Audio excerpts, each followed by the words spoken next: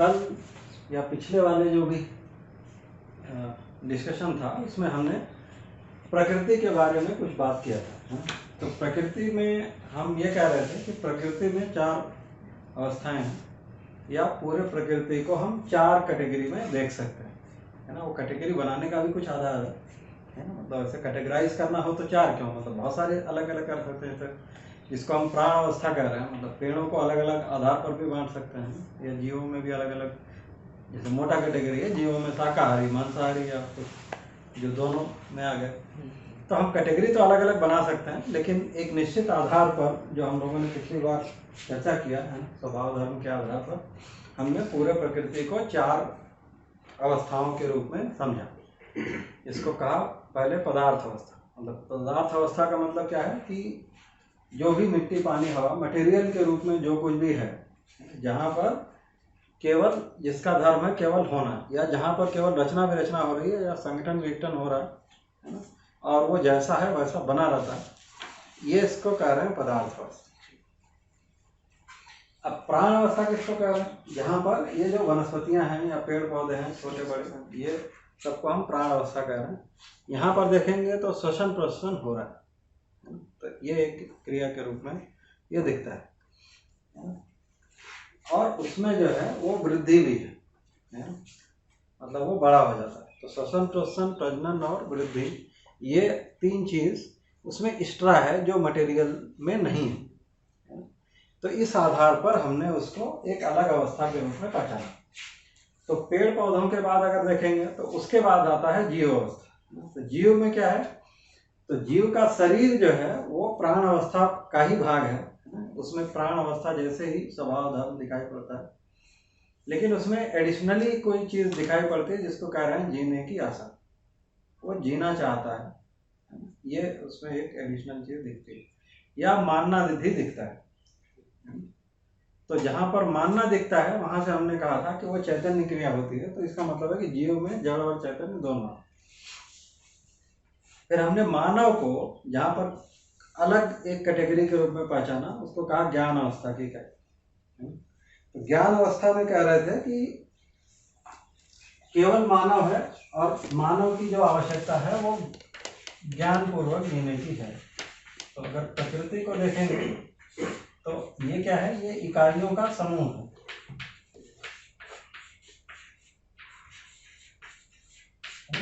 और इसमें दोनों है, मतलब जड़ भी है चैतन्य भी है ना। इकाई किसको कह रहे हैं, जो एक एक के रूप में दिखता है, जिसकी हम लंबाई चौड़ाई ऊंचाई बता सकते हैं, वो इकाई का मतलब है, या एक एक के रूप में है। तो इसी प्रकृति को हमने 4 अवस्था के रूप में देखा था, जिसको फिर से लिख सकते हैं। पदार्थावस्था,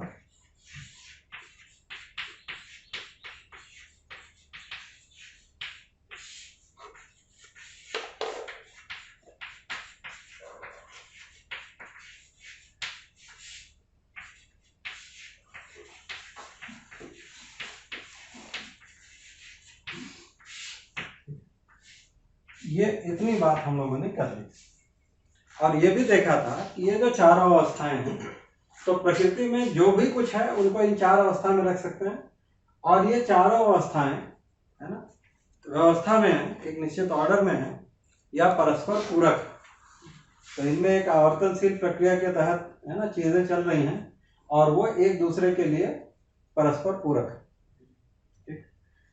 या जो पूरकता नहीं दिखती है, कम से कम ये 3 में तो पक्का दिखती है ना। जैसे जंगल में देखेंगे तो मिट्टी पानी हवा है ना, ये अशुद्ध नहीं हो रही है, चाहे जितने पक्षी आ जाए, है ना।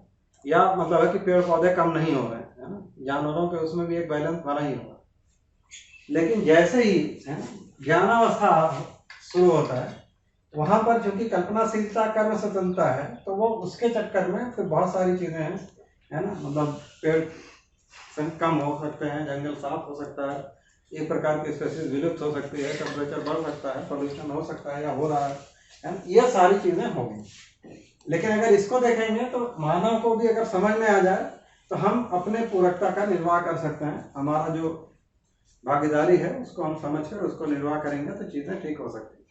इतनी बात हमने प्रकृति के बारे में ये कर लिया था।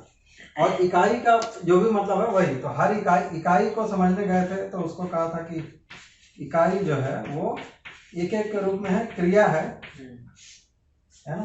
क्रिया का मतलब है कि वो एक्टिविटी। तो यहाँ पर जड़ चैतन्य जो कुछ भी है वो क्रिया है ना। अभी क्योंकि अभी क्रिया का मतलब मानते हैं जो हो रहा है या चल रहा है। तो अब जैसे अभी ये टेबल है ना, तो हम इसको अभी क्रिया नहीं मानते है ना। मतलब एक तो चीज़ वो भी है, मतलब जो हम कहते हैं ना, हम किस रेफरेंस में खड़े हैं, फ्रेम ऑफ रेफरेंस, तो वेलोसिटी तो उससे तय हो रहा है ना।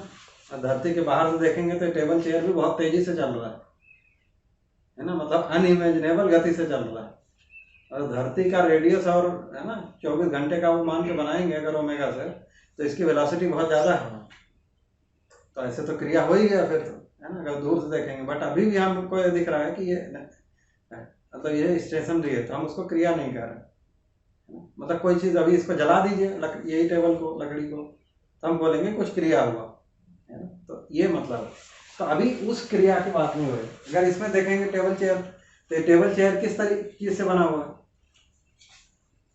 मतलब कार्बन हाइड्रोजन यही तो एटम होंगे इसमें, जो लिंगोसेलुलोजिक या जो भी मटेरियल होता है बायोमास।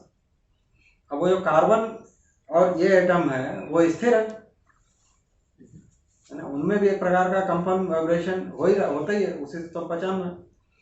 या उसके अंदर जो और जो छोटे चीज़ें हैं, मतलब जो परमाणु अंश के लेवल पर जो चीज़ें हैं, इलेक्ट्रॉन प्रोटॉन जिनको भी हम लोग कह रहे हैं, इस दर्शन में परमाणु अंश उनको कहा, मतलब परमाणु के छोटे टुकड़े हैं, वो स्थिर है या चल रहा है, चल रहा है।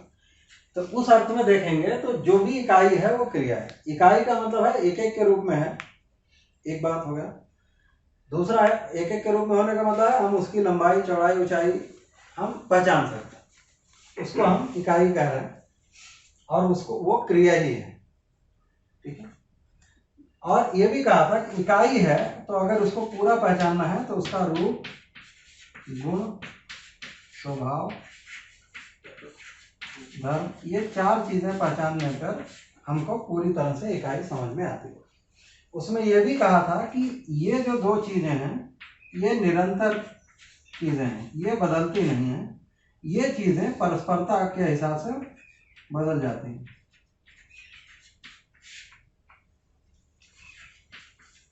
परस्परता में इसमें बदलाव होता है, ठीक। या इनमें ये बदलने वाली चीजें हैं, ये निरंतर रहने वाली। लेकिन इसमें ये भी हमने कहा था कि ये ऐसा नहीं है कि मतलब ये चारों इंडिपेंडेंट हैं, मतलब ये इसमें मतलब एक जोड़ना भी है। मतलब एक तरीके से जब धर्म बोलते हैं कि भाई ये ऐसा क्यों है ना, तो हमको स्वभाव समझ में आता है। मतलब ये स्थिति है तो ये गति है, या ये दोनों स्थिति है तो ये गति है ना। मतलब जैसे देखेंगे तो संगठन विघटन क्यों, पदार्थ अवस्था क्यों कर रहा है, क्योंकि उसका अस्तित्व है, धर्म है होना, तो वो अपने होने को बनाए रखने के अर्थ में संगठन विघटन करता है ना। फिर वो संगठन विघटन मतलब क्यों कर रहा है, वही वो उसका वैसा गुण है। तो अब ये गुणों को देखने जाएंगे तो फिर वो अलग अलग, उससे अलग अलग दिखेगा। वो गुण वैसा क्यों है, क्योंकि उसका रूप वैसा है, ये समझ में आता है। तो ये रूप है, उसके आधार पर गुण है, और ये गुणों का जो मौलिकता है या गुणों की जो क्या कहते हैं, मतलब एक सार है, वो स्वभाव। जैसे रूप में आकार आयतन घन आ गया, हाँ, गुणों में क्या आएगा? गुणों में यह है कि जो भी अलग अलग परस्परता में जो उसका आचरण है वो आएगा, या जो परस्परता में प्रभाव है वो आएगा। तो संगठन वगैरह वही मतलब वो अलग अलग अवस्था जिस इकाई को देखेंगे वो आएगा, लेकिन ये गुण मतलब है कि परस्परता में प्रभाव है। अभी वही हम देखेंगे तो जो हम 5 सेंसस से क्या पहचानते हैं, रूप गुण ही पहचान पाते हैं। ये जो दृष्टि गोचर है वो यही है, मतलब गुण मतलब प्रभाव भी हम देखते हैं। सिर्फ किसी गर्म चीज के ऊपर पानी डालोगे तो कोई प्रभाव होगा, वो भी हमको दिखता है ना। जैसे मतलब ढाल, पानी ढाल पहचानता है, तो हम स्पिरिट लेवल या जो भी अभी ये ऐसी इंस्टॉलेशन के लिए आता है वो लेके आता है, तो वो क्या है, वो उसको पहचान रहा है, हम उसको पहचान रहे हैं, तो हम उसके इफेक्ट को पहचान रहे हैं, है ना। तो एक इकाई का दूसरे पे क्या प्रभाव पड़ रहा है ना, तो हम वो प्रभाव को भी पहचान रहे हैं। तो ये जो प्रभाव है, मतलब परस्परता में एक इकाई का दूसरे इकाई पर जो प्रभाव है, उसको गुण कह रहे हैं। ठीक। अब अगर ये अब एक ही इकाई के बहुत सारे गुण हैं, है ना, क्योंकि परस्परताएं बहुत सारी हैं। जैसे अगर कोई भी इकाई लें, जैसे अगर पदार्थ अवस्था में ही लें, मान लीजिए आपने लोहे को ले लिया या कार्बन को ले लिया, कार्बन सबसे ज्यादा दिख रहा है। तो अभी ये जो कार्बन है ना, ऑक्सीजन के साथ अलग अलग है, हाइड्रोजन के साथ अलग है ना, किसी और उसके साथ देखेंगे तो और अलग आ गया। वही लोहा ऑक्सीजन पानी और उसके साथ कोई फेरस ऑक्साइड बना रहा है ना। तो जिस परस्परता में रखेंगे, उस परस्परता के हिसाब से उसका गुण दिखाई पड़ेगा। ठीक। या जैसे एक ही घास है ना, बकरी के शरीर में वो एक अलग प्रकार का प्रभाव देगी, गाय के शरीर में अलग प्रकार का है। मतलब सब में तो ऐसा नहीं है ना, जैसे मान लीजिए हम रोटी खाते हैं और कुत्ता भी रोटी खाता है, तो ब्लड एक ही प्रकार का बनेगा, ऐसा नहीं है, ये तो पक्का है ना। तो इसका मतलब क्या हुआ कि वही, तो ये जो गुण है ये परस्परता के हिसाब से, तो उस घास को गाय ने खाया तो एक प्रकार का इफेक्ट आ रहा है ना, किसी और ने खाया, या कोई उसको खाता है, कोई उसको नहीं खा रहा। गाय ने खाया तो गाय जैसा शरीर बन रहा है, वही गाय जैसा शरीर बन रहा है, उनके ब्लड के क्वालिटी में भी देखेंगे तो अंतर है। मतलब है कि वो एग्जैक्टली जो, जैसे मान लीजिए घास में जो कुछ तो केमिकल मतलब है ना, तो वो जाकर किस कंपाउंड में टूटेंगे वो भी अलग अलग है, ये तो है ना। हाँ, तो इसका मतलब है कि ये जो किसी चीज का गुण जो है वो किस परस्परता में है, वो उससे निश्चित हो रहा है। लेकिन तो इसका मतलब है कि एक ही इकाई जैसी बहुत सारी परस्परताओं में बहुत सारे गुण हो गए। अब वो गुणों में मूल बात क्या है, जब उसको देखने जाएंगे तो वो स्वभाव निकल के आता है, ये कहना है। मतलब जो गुणों की मौलिकता है एक तरीके से, या उसमें जो मूल मौलिकता को देखने जाएंगे तो वो है। तो जब इसका मतलब है कि हम ये और बड़े स्तर पर देख रहे हैं, ये मतलब। तो इसीलिए कहा ये जो स्वभाव धर्म है पूरे अवस्था का एक जैसा होता है, ये चीज को कह रहे। तो इसीलिए है कि ये, और समझने का वस्तु यही है, क्योंकि ये निरंतर है। ठीक हो गया। तो इतनी चीजों को हम लोगों ने प्रकृति में थोड़ी बात करी थी। ठीक। अब यह है कि अब अस्तित्व में देखेंगे तो अब यहां पर डिफरेंस क्या है। अब तो अब अस्तित्व किसको कह रहे हैं वो और अपने को समझ लेना पड़ेगा, है ना। अस्तित्व को जैसे ही हम नाम लेते हैं, है ना, या अब अगर ठीक से देखिए तो इसके अलावा बचता क्या है। जैसे जब हमने प्रकृति कह दिया, तो प्रकृति में ये सारी अवस्थाएं आ गई, है ना। मटेरियल भी आ गया, पेड़ भी आ गया, जीव भी आ गया, आदमी भी आ गया। और जब मटेरियल कह रहे हैं तो ऐसा नहीं है कि केवल इसी धरती का मटेरियल है ना, उसमें मंगल ग्रह भी आ गया, बाकी सौर मंडल भी आ गया, ये गैलेक्सी भी आ गया, सारे ही। तो अब अगर इस देखें तो अब इसमें इसके अलावा क्या बचता है, स्पेस, है ना। अभी केवल उतना ही है। तो अभी कह रहे हैं कि ये जो इसको अस्तित्व कहा, तो अस्तित्व में अब अगर देखने जाएंगे तो मतलब प्रकृति है, या इसको और ठीक से कहें तो इकाइयां हैं। और अब स्पेस को, है ना, मतलब हम अभी अगर एक नाम रखें जिसको अभी हम कहते हैं खाली स्थान, तो पूरा खाली तो नहीं है ना, या शून्य कहते हैं, है ना। अब ये क्या है, इस पे हम थोड़ी सी बात कर सकते हैं ना, जिसको व्यापक भी लिखा है।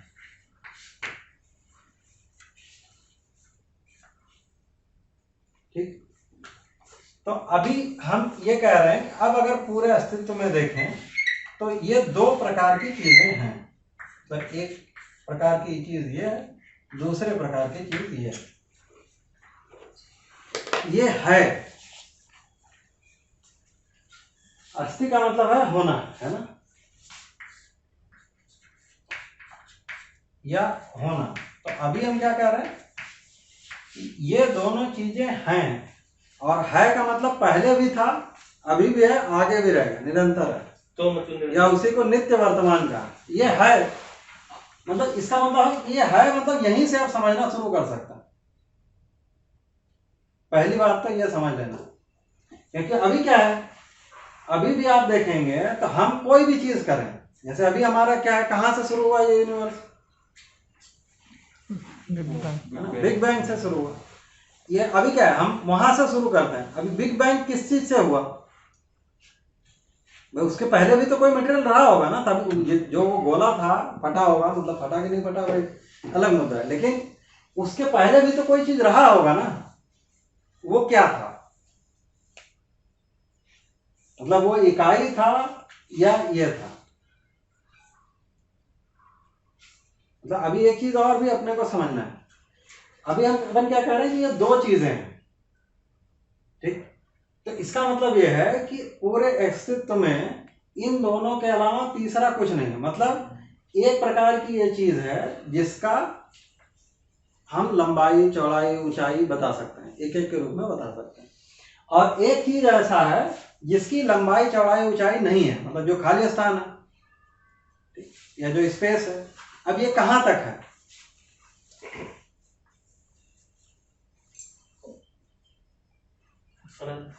वही मतलब अनंत ही कहना पड़ेगा या एंडलेस ही कहना है। मतलब अगर इसको एक कैरेक्टरिस्टिक देखें तो इसीलिए इसको कहा ये असीम है, इसकी सीमा नहीं है। और इकाई की हम सीमा बता सकते हैं कि भाई ये कहां तक है, सीमित है ना, या सीमित है, लिख देता हूं, ये तो है ना। क्योंकि जैसे ही आप बोलेंगे कहां तक है, क्योंकि इधर जैसे ही बॉर्डर करेंगे तो आपको उस पार क्या है वो बताना पड़ेगा ना, ये तो पक्का है। जैसे इकाई के अलावा क्या है, तो ये है, ये जो है ये इसका कोई सीमा नहीं है। एक चीज ये है। अब अगर ये भी समझ में आ गया कि ये असीम है, तो इसका मतलब क्या है, अब पूरे प्रकृति में दो ही प्रकार की चीज है, या तो ये है या तो ये है।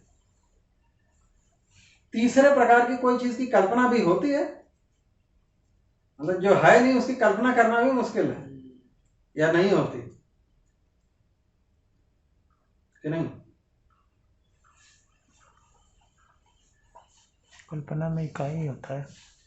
भाई अभी कल्पना में भी वही चीज आएगी कि जो आपने देखा है, इकाई आएगी, मतलब इकाई ही आएगी। या जैसे आपने शेर देखा है और आदमी देखा है, तो आप अपने कल्पना में नरसिंह बना सकते हैं, लेकिन ऐसी चीज की कल्पना करें जो है ही नहीं, अस्तित्व में वैसा कुछ होता ही नहीं है, उसकी कल्पना होता है, मतलब जो है नहीं उसकी कल्पना भी नहीं है। ठीक बात तो ये है। मतलब एक बात जो आपको देखा है उसमें आप जोड़ तोड़ कर सकते हैं। रूट मतलब रूट कॉमन है, उसके हिसाब से इधर उधर बना। भाई इसका मतलब वैसा कुछ होता है, आप कुछ जोड़ने की कोशिश कर रहे हैं। तो अभी पहला चीज तो ये जगह पे खड़ा होना है कि भाई यही दो चीज है, और ये है का मतलब है कि अब हमको यहीं से शुरू करना है। अभी भी जितनी हम ओरिजिन की थ्योरीज पढ़ते हैं उनमें वही है कि चाहे यहां से शुरू करो या यहां से शुरू करो या ये दोनों से शुरू करो, यही बताना पड़ेगा।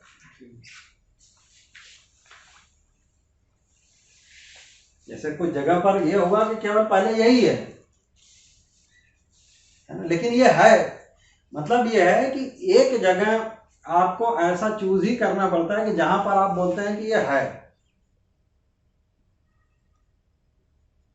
किसी भी जगह पे।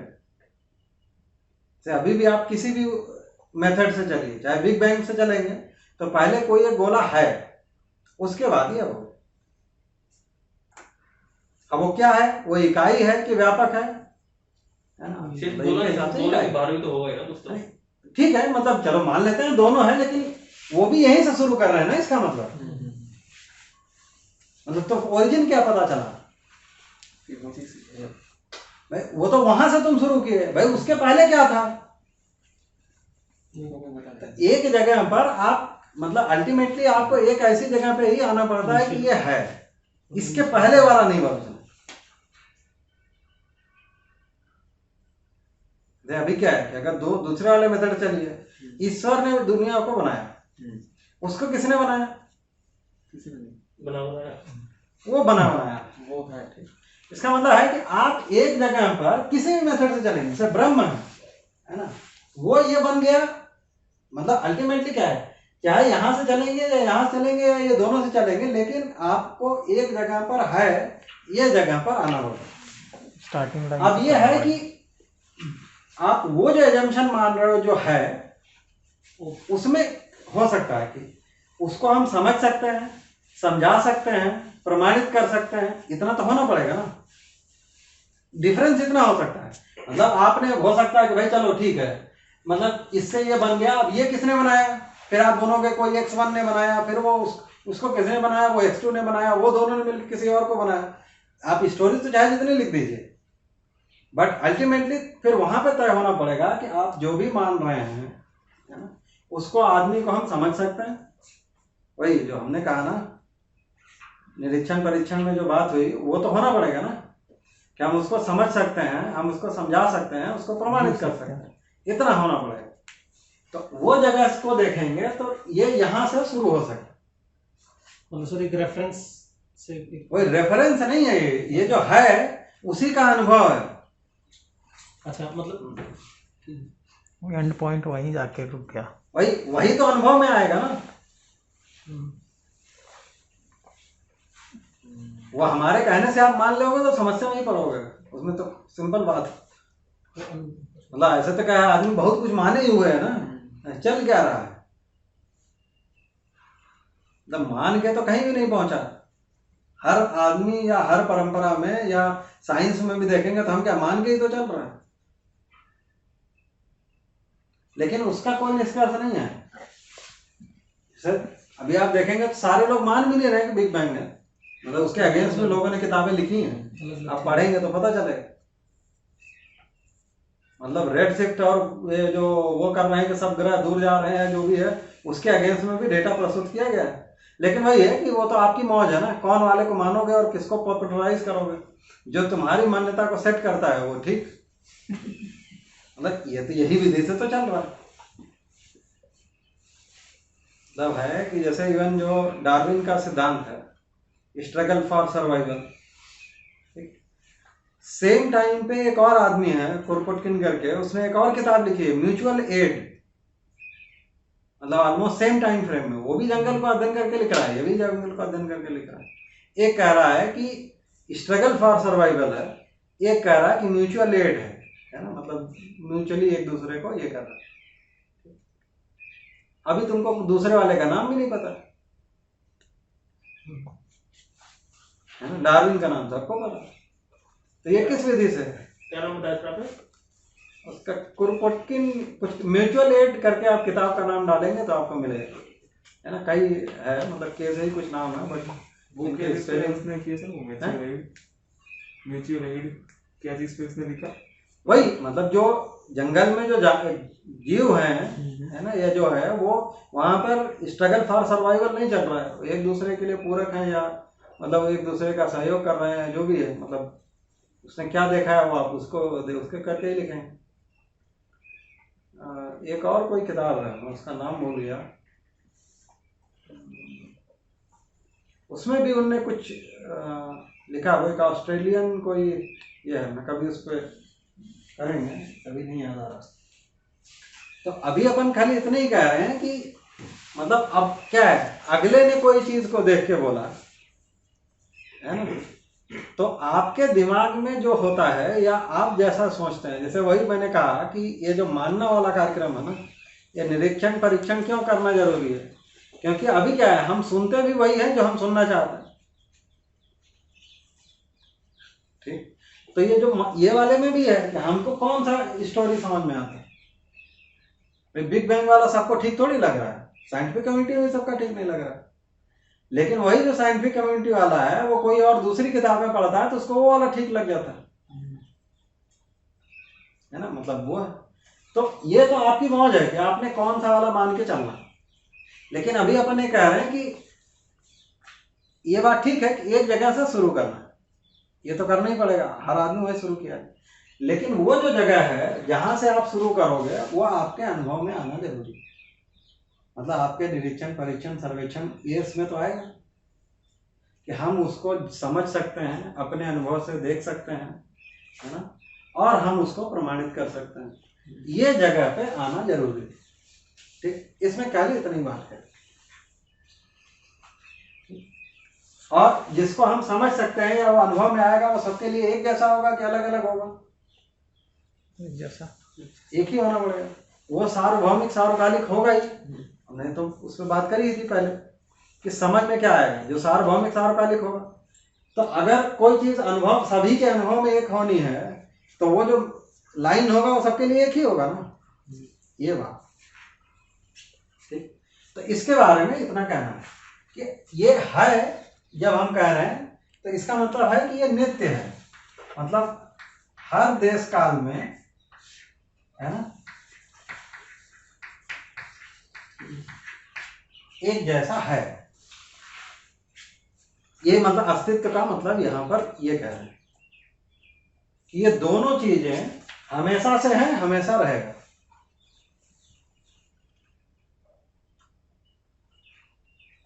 ये ठीक हो गया। और जब हम कह रहे हैं कि ये दो चीज है, तो दो चीज का मतलब है कि मतलब एक को खत्म नहीं कर सकते या एक दूसरे में कन्वर्ट नहीं हो सकता। नहीं तो फिर दो कहाँ हुआ? जैसे अगर किसी, जैसे मान लीजिए, है ना, उसी मिट्टी से आप गिलास भी बना दीजिए, घड़ा भी बना दीजिए, कोई और चीज कर दीजिए, तो ऐसे तो तीन चीज हुई, लेकिन सब मिट्टी ही है। ठीक। तो यहां पर उस विधि से नहीं कह रहे हैं, पर दो चीज कह रहा है, मतलब ये दोनों अलग अलग हैं और किसी एक को खत्म नहीं कर सकते। तो दो वास्तविकताएं। और हाँ, दो वास्तविकताएं हैं और ये दोनों आपस में इंटर कन्वर्टेबल नहीं है, तभी दो है। नहीं तो फिर क्या हुआ? मतलब इकाई को आप कूटते जाओ वो ये हो जाएगा, ऐसा नहीं है। ये समझ में आता है? बहुत क्लियर है एकदम। या व्यापक जो है वो कभी इकाई बन जाएगा, ये नहीं है। लेकिन अभी ऐसी मान्यताएं हैं, मतलब एग्जिस्टेंस में, मतलब जो अभी हम पढ़ते पढ़ाते हैं या जो भी है। लेकिन इस दर्शन में कम से कम ये कहा जा रहा है कि ये दो चीजें हैं, ये दोनों का होना है और ये दोनों साथ साथ हैं। तो इसी अर्थ में देखेंगे तो पहले इन्हीं दोनों का सास्तित्व है, कोएग्जिस्टेंस। तो साथ साथ होने में क्या है? दो चीज है तभी साथ है। जैसे सास्तित्व कहाँ है, मतलब दो चीज के उसमें पढ़ते हैं ना, इसीलिए क्या है, मिनिमम दो चीजों के साथ ही चीजें हैं। तो ये पहला यही है कि ये दोनों में सास्तित्व। फिर इकाई में देखेंगे तो बहुत सारी इकाइयां हैं। मतलब जैसे ये दो होगा, मतलब ये प्रकृति तो फिर अनंत होना ही पड़ेगा ना। जड़ खाली स्थान हटाओगे तभी एक बनेगा। जड़ चैतन्य में ना, नहीं, जड़ चैतन्य नहीं है। हमें कह रहे हैं कि जितनी भी है ये तो फिर अनंत है ना। जड़ भी अनंत है, चैतन्य भी अनंत है। तो अभी अपन ये कह रहे हैं कि अगर खाली स्थान हटा दो चलो जिस भी जगह से, तब क्या बचेगा? एक इकाई। फिर एक ही होगा, उसके पहले तक नहीं है। तो ये दो हो गया, मतलब इधर तो वो अनंत हो ही गया। तो अभी एक चीज तो ये कह रहे हैं। दूसरा क्या है कि इसको आप कितना भी तोड़ते जाओगे, ठीक, वो क्या हो गया? इकाई रहेगा, इकाई ही रहेगा। ये है। अभी हमको क्या लगता है, हम तोड़ के जो है ऐसी जगह पे ले जाएंगे, वो हमारा जो मैथमेटिक्स है ना, वो गड़बड़ी करता है।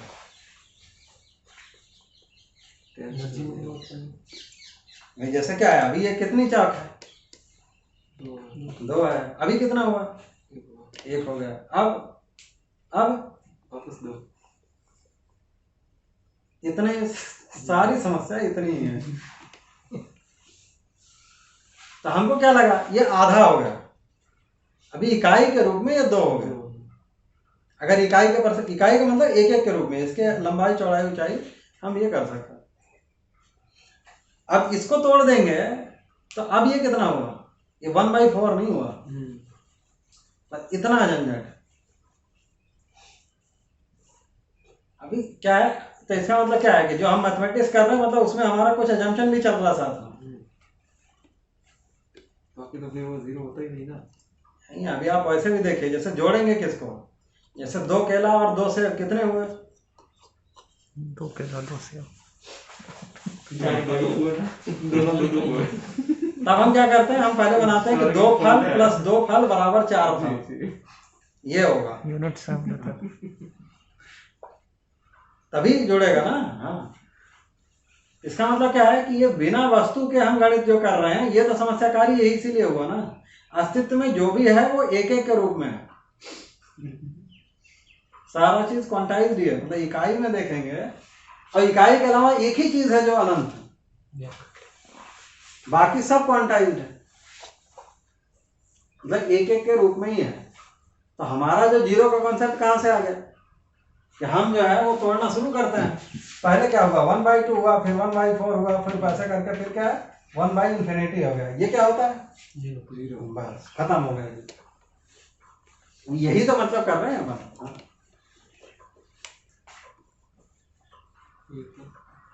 अच्छा, इन्फिनिटी कितना होता है, अब वो नहीं तय है।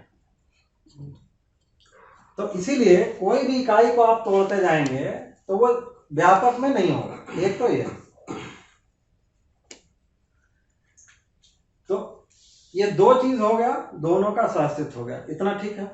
अभी अब अगर ये देखेंगे, अब हम मतलब पहले इसके कैरेक्टरिस्टिक्स को थोड़ा और देख लेते हैं, फिर हम इसके चीजों को और बढ़ाएंगे। अब अगर देखेंगे तो अब जैसे ही 2 हुआ मतलब अब अनंत इकाइयां हो गई, ठीक। अब ये अनंत इकाइयों में देखेंगे तो अब इकाइयों में अब इकाई इकाई का सहअस्तित्व होना शुरू होगा, फिर मतलब जैसे खाली स्थान और ये हो गया 2, फिर अब वो इकाई और इकाई का होना शुरू होगा, यही तो चल रहा है ना। तो अब अगर परमाणु अंश के लेवल पर देखें या परमाणु के लेवल पर देखें तो अब क्या होगा, जैसे मान लीजिए बहुत सारी इकाइयां हैं, तो अभी उनमें अंतर कहां से निकलेगा, मतलब या तो उनकी संख्या या जिसको हम अरेंजमेंट कह सकते हैं,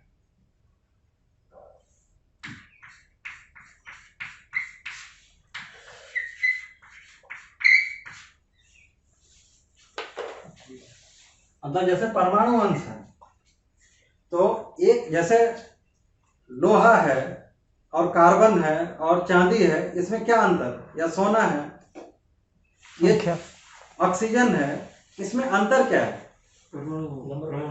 परमाणु में जो अंशों की संख्या है, मतलब जो उसके परमाणु अंश है उनकी संख्या में अंतर है, उनके बीच की दूरी में अंतर है, या उनके अरेंजमेंट में अंतर है, इतनी तो अंतर है, और उनकी गति में अंतर हो सकता है।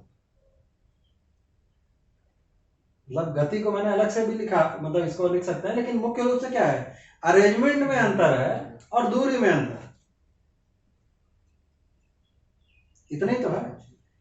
तो जैसे अगर इकाइयों और ये जो अरेंजमेंट और दूरी है, इसी को जितना बढ़ता जाता है हम अलग अलग नाम देते जाते हैं। भाई अगर ये दूरी बहुत कम होती है, जैसे मान लीजिए कई अंश एक जगह पर है कम दूरी में है, तो हम कहते हैं क्या है, ये न्यूक्लियस है। थोड़ा और बड़ा दूर तक देख लिए तो हम क्या कह रहे हैं, मतलब अब एटम आ गया ना, परमाणु आ गया, मतलब न्यूक्लियस के चारों ओर भी कुछ है, तो न्यूक्लियस और इलेक्ट्रॉन जिसको अभी हम कह रहे हैं, हम परमाणु अंश कह रहे हैं, क्योंकि दर्शन में क्या कह रहे हैं, सब अंश एक समान। तो इसका मतलब क्या है कि कोई एक प्रकार की इकाइयां हैं जो आपको एक उसमें दिख रही है, तो वहां कह रहे हो कि ये न्यूक्लियस है, मतलब ये और बहुत पास पास है, फिर उसके जो इलेक्ट्रॉन है वो उससे दूर है थोड़ा, तो हम क्या कह रहे हैं, अब ये परमाणु बन गया। थोड़ा और जैसे ही दूरी पर है ना, तो कई परमाणु आ गए, फिर तो हम उसको अणु कह रहे हैं, है ना, मतलब इसको मॉलिक्यूल कह रहे हैं। फिर थोड़ा और अरे बढ़ गया, फिर कोई एक रचना हो गई, ऐसा करके धरती हो गया।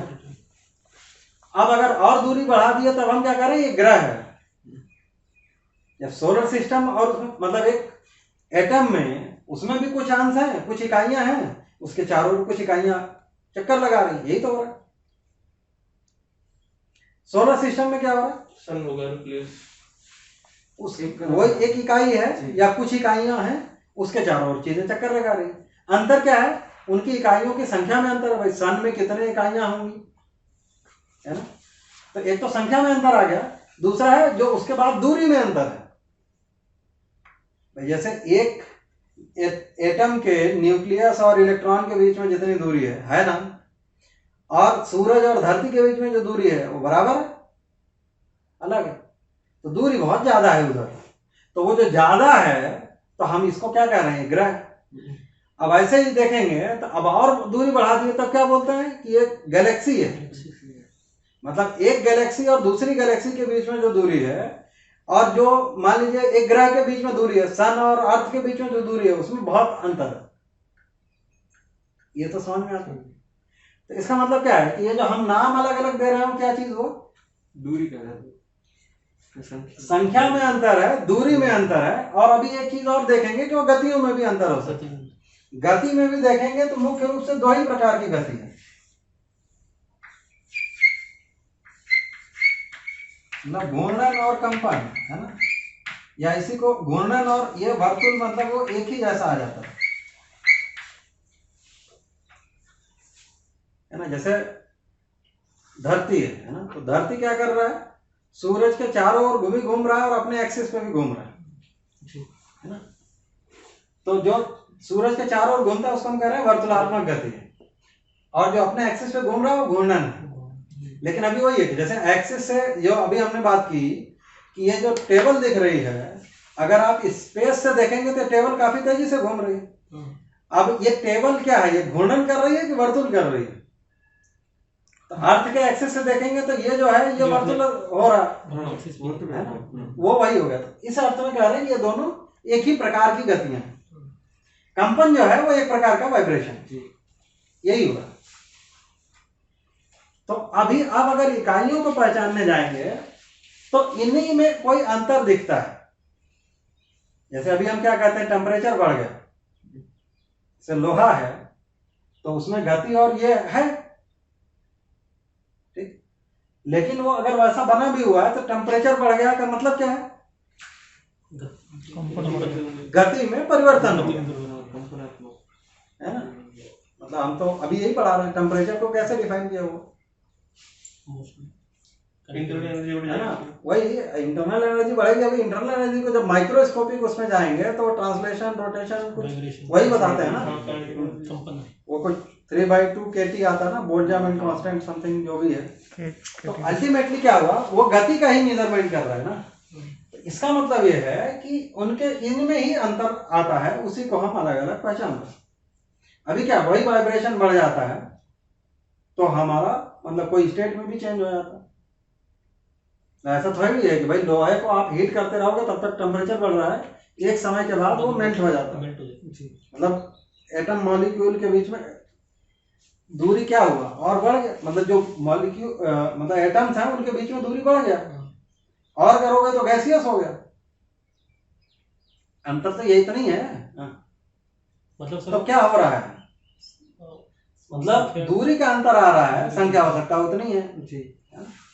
तो अभी ये देखेंगे कि हमें ये समझ में आएगा कि केवल जो टोटल कार्यक्रम है वो इतना ही है, हम उसी को अलग अलग नाम दे रहे हैं।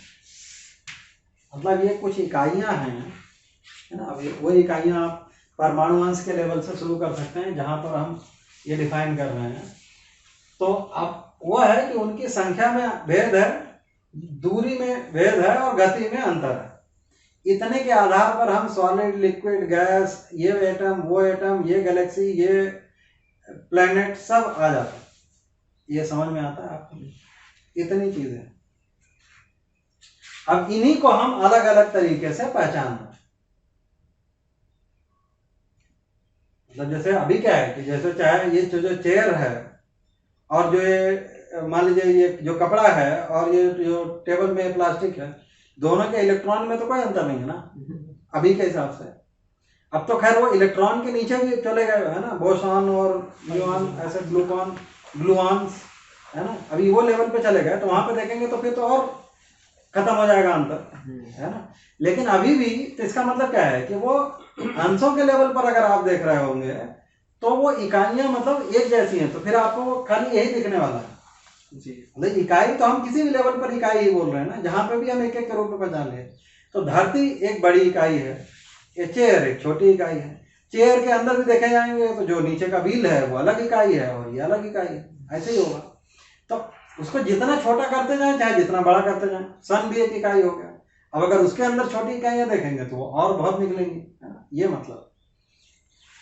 तो लेकिन ये है कि अब जो भी कुछ एग्जिस्टेंस में दिख रहा है तो आपको दो चीजें समझ में आने वाली हैं कि एक तो यही दो चीज है, एक बात मतलब एक इकाई है और एक खाली स्थान, ठीक। दूसरा ये दिखेगा कि इकाइयों में भी अनंत इकाइयां हैं, है ना, और ये जो है इनकी संख्या, गति और दूरी में अंतर है, उसी को हम अलग अलग जगह पर अलग अलग नाम से संबोधित कर रहे हैं। ये ठीक है ना।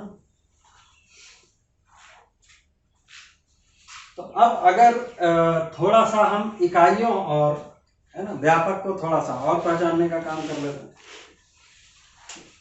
तो अभी ये देखेंगे तो ये एक चीज तो आ गया कि भाई इकाई जो प्रकृति है ना, या इकाइयां हैं, ये सीमित है आकार में और ये असीमित है ना। दूसरा है कि इसी में जैसे इसको भी ये कहा,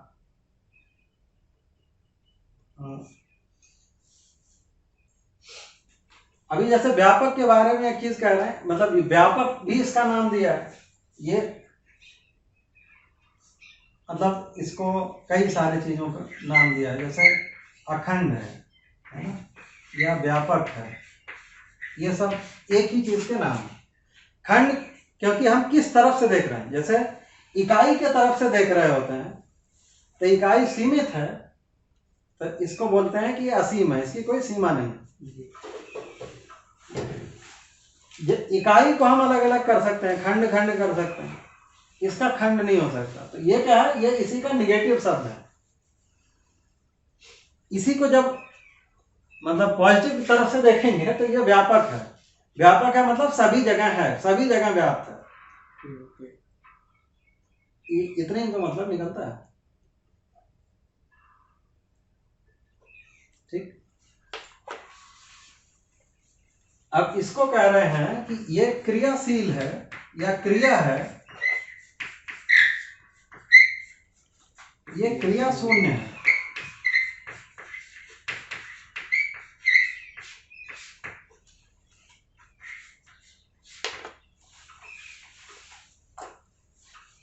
तो हम पहले ही कह रहे थे कि जो प्रकृति में है वो क्रिया ही है। क्रिया मतलब क्रियाशील है, उसमें कोई ना कोई एक्टिविटी हो रहा है, हम उसको पहचान सकते हैं। ये क्या है, ये क्रिया शून्य है। मतलब जिसको हम शून्य कह रहे हैं या खाली स्थान कह रहे हैं वो शून्य नहीं है। मतलब शून्य मतलब कुछ नहीं है, ऐसा नहीं है, वो एक्टिविटी नहीं हो रहा है, ठीक। तो ये क्रिया शून्य है, ये चीज को कह रहे हैं। मतलब इसमें कोई दबाव, प्रभाव है ना, तरंग, कंपन, ऐसा कुछ नहीं है, इसलिए उसको क्रिया शून्य कह रहे हैं। ये ठीक बैठता है, मतलब नहीं है ऐसा नहीं है। और कम से कम अभी का, अब जो आज का मॉडर्न साइंस है वो तो पक्का बोल रहा है कि ये कुछ नहीं है, प्राइमरी रियलिटी यही है। आज के डेट में जो भी क्वांटम साइंस और ये जगह पे हम आज पहुंचे हैं वो तो बोल रहे हैं कि प्राइमरी रियलिटी यही है और ये ऊर्जा है। बात तो ठीक है। हाँ, वो ये नहीं कह रहे कि उसमें एक्टिविटी नहीं है ना, क्योंकि उनका मेजरमेंट का तरीका में अपने तरह की समस्या है। मतलब अभी जो मॉडर्न साइंस है वो क्या है, वो इकाई को पहचान कर, इकाई को पहचानते हुए या इकाई में प्रयोग करते हुए या जो कुछ भी करते हुए इनको देखकर इसके बारे में निष्कर्ष निकाल रहे हैं। और अब वो ये कम से कम ये तो बोलने लगे हैं कि ये प्राइमरी रियलिटी यही है और ये एनर्जी है, और ये एनर्जी भी सब जगह मतलब डिस्ट्रीब्यूशन है एनर्जी का, है ना, कहीं कम है कहीं ज्यादा है, जो भी वो तो मॉडर्न साइंस भी अभी बोलने लग गया। तो इसका मतलब ये क्रिया शून्य है। अभी इस दर्शन में क्या कह रहे हैं कि वो एक्टिविटी नहीं है और वो शाम में ऊर्जा है। अभी के मॉडर्न साइंस में वो डिस्ट्रीब्यूशन है। तो ये अंतर भी है। बहरहाल अभी अपन ये कह रहे हैं कि ये क्रिया शून्य है। अभी अगर देखेंगे तो दोनों तरह की समस्याएं हैं। जो अभी भौतिकवादी परंपरा इसको देखते हुए इसके बारे में निष्कर्ष है। अभी जो आदर्शवादी परंपरा है, ज्यादातर परंपरा में इसको देखते हुए इधर के बारे में कोई कहानी नहीं।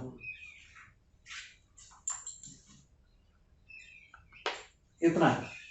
यहां पर देखेंगे, इस दर्शन में देखेंगे तो जो ब्रह्मानुभूति का मतलब लिखा है उसमें व्यापक और इकाई दोनों है और इसी का अनुभव है ना। ब्रह्मानुभूति का मतलब केवल ब्रह्म देखा ऐसा नहीं है, दोनों देखा, दोनों का साहचर्य संपृक्तता उसके साथ ही। ठीक, तो ये दोनों को ही समझना है। तो अभी यहां पर कह रहे हैं कि ये क्रिया शून्य है, इसमें कोई एक्टिविटी नहीं है और सब जगह पर साम्य है, हमेशा एक जैसा है, स्थिर है, इसीलिए इसको पूर्ण भी कहा। या इसी को देखेंगे तो स्थिति पूर्ण, मतलब पूर्ण का मतलब स्थिति पूर्ण। अब उसके स्थिति में कोई परिवर्तन नहीं होता है ना, तो इसीलिए उसको पूर्ण कह रहे हैं। अब यहां पर क्या है, ये स्थितिशील है।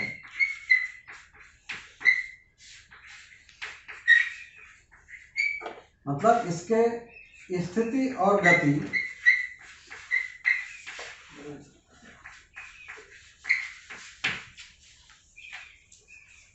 दोनों होता है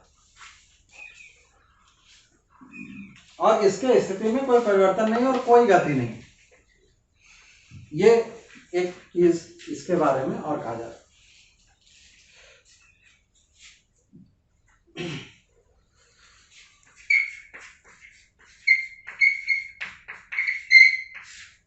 फिर ये कह रहे हैं कि ये पारदर्शी है। पारदर्शी क्यों कह रहे हैं? हाँ, मतलब हम आप जो है एक दूसरे को देख पा रहे हैं फिर भी बीच में खाली स्थान है, इस अर्थ में पारदर्शी है। अब मान लीजिए अपारदर्शी होता तो आप देख नहीं पाते। अभी जो हम ये जो पहचानना है हमारा वो आंख से, हम पारदर्शी तो उसी विधि से कह रहे हैं ना। जैसे शीशे से अपन वो बिल्डिंग देख पा रहे हैं, तो हम क्या कह रहे हैं, ग्लास जो है ये पारदर्शी है।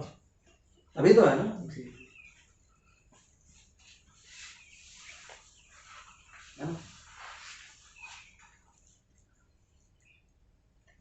ठीक है। अभी एक और शब्द इसके लिए दिया है, मतलब इसके लिए एक ही चीज वास्तविकता को अलग अलग तरीके से जब देख रहे हैं तो उसके अलग अलग नाम दिए गए हैं करस्पॉन्डिंग, है ना। एक जगह पर है पारगामी,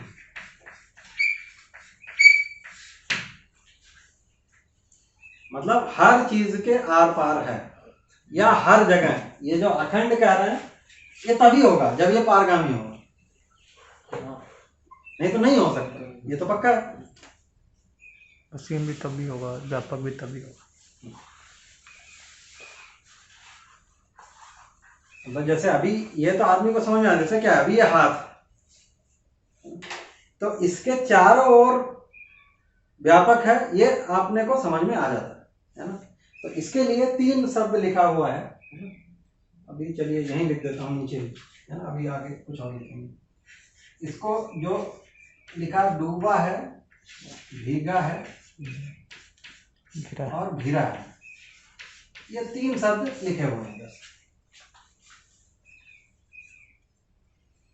तो घिरा हुआ है ये तो हर आदमी को समझ में आ सकता है, मतलब उसके चारों तरफ व्यापक है ना, व्यापक वस्तु, इस अर्थ में कह रहे हैं घिरा हुआ। डूबा हुआ है का मतलब क्या है, उसमें से बाहर नहीं निकाल सकते, है ना, तभी हम डूबा हुआ बोलते हैं। तो अब यह है कि कोई भी इकाई को उठा के कहीं दूसरी जगह रखोगे तो कहाँ रखोगे, व्यापक में, है ना, व्यापक में ही है, व्यापक से बाहर कुछ नहीं है ना, इसी अर्थ में वो व्यापक है। ठीक, तो ये डूबा हुआ, भीगा हुआ का मतलब क्या है कि वो व्यापक उसके आर पार भी है। जैसे अभी क्या है कि भाई कपड़े हम पानी में भिगा देते हैं, ठीक, तो मतलब जो कपड़े धोते हैं तो हम अपने बाल्टी में कपड़े भिगा दिए, तो क्या मतलब हुआ, कपड़े के अंदर पानी चला गया। या रसगुल्ला बनाए तो चाशनी में डाल दिया, यही तो चल रहा है। तो वो जो उसके आर पार हो गया उसको हम भीगा हुआ कह रहे हैं। तो ऐसे देखेंगे तो ये जो व्यापक है ये सब चीज के आर पार है। तो जैसे ये हाथ है, तो अब ये हाथ के चारों तरफ तो दिख रहा है लेकिन ये इसके अंदर भी है, ठीक, अंदर, अब मतलब अंदर है। अब ये तो मोटे स्तर पर क्या पहचाना, पसीना निकल रहा है मतलब कुछ तो जगह है तभी निकल रहा है, इतना तो पक्का ही हो गया ना। हाँ, तो अभी वही है। तो अब लेकिन वही कि अभी का जो साइंटिफिक ये है भाई, अभी ये हाथ ये क्या चीज से मिलके बना है, ये क्या है इसमें, एटम है ना, मतलब है कि भाई जैसे मोटे तौर पे देखेंगे तो सेल है ना, फिर टिश्यू है, फिर उससे कोई एक मतलब अंग बन गया। सेल में भी क्या है, मतलब कोई प्रोटीन है ना, और वो कोई जो भी है, और उसमें पानी है, कुछ खाली जगह है ऐसा। फिर वो प्रोटीन, और उसमें भी देखें क्या है, उसमें भी कार्बन, नाइट्रोजन, ऑक्सीजन, मेनली यही है ना, मतलब कुछ अमीनो एसिड ऐसे कुछ चीजें हैं, बट वो कुछ ही प्रकार के एटम है ना, उनके ही जोड़ है। तो अब और उसमें भी देखेंगे तो ये जो कार्बन नाइट्रोजन जो है वो भी जुड़ा हुआ है। तो अब अगर देखना बेसिक से शुरू करें, भाई कार्बन में क्या है, भाई कुछ परमाणु अंश हैं, उनका ये जो यहाँ पे बात हुई, उनकी एक संख्या है, उनके बीच में एक निश्चित दूरी है, तो हम उसको कार्बन कह रहे हैं। एक प्रकार की संख्या है, उनके बीच में एक निश्चित दूरी है, उसको हम नाइट्रोजन कह रहे हैं। और ये जो कार्बन नाइट्रोजन है उनके बीच में भी दूरी है कि वो टच है, दूरी है ना। फिर ये जो प्रोटीन हुआ और ये सेल बनाया, तो दो सेल के बीच में क्या है, दूरी है। तो यहां तक में तो ये पक्का आदमी को समझ में आता है कि हाँ, मतलब ये जो कम से कम अपने कल्पना में ये बैठना शुरू होता है कि हाँ इसके अंदर भी है। और अभी जैसे जो मतलब हम लोग तो काफी एटम और इन चीजों को कैलकुलेट करके रखे हुए हैं, है ना। तो आप ये देखिए कि भाई जितना एटम का साइज है और जितना मतलब उसमें खाली स्थान है वो कई टाइम मतलब है हजारों टाइम्स है ना, एक ही एटम के अंदर, मतलब जितना ये सब घेरे हुए।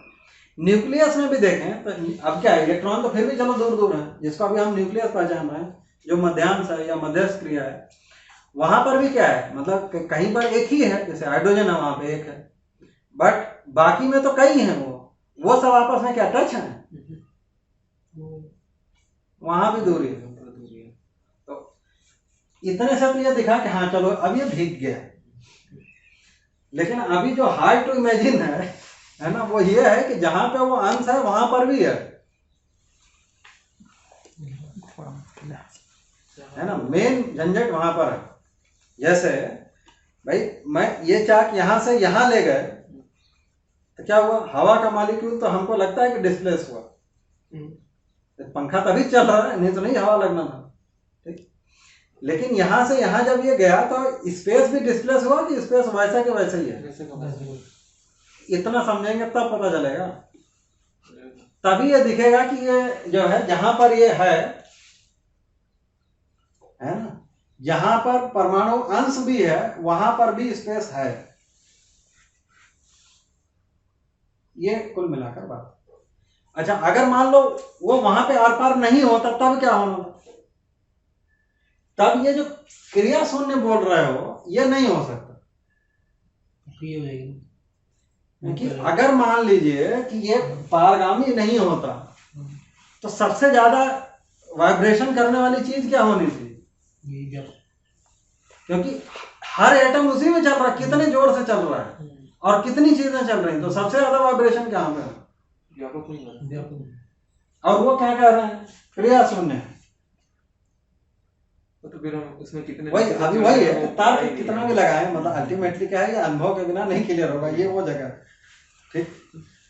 मतलब ये जो अनुभव है, अनुभव में वही पहला चीज वही आने वाला है कि मैं हूं या मतलब इकाई है और व्यापक है या व्यापक है, ये दिखना।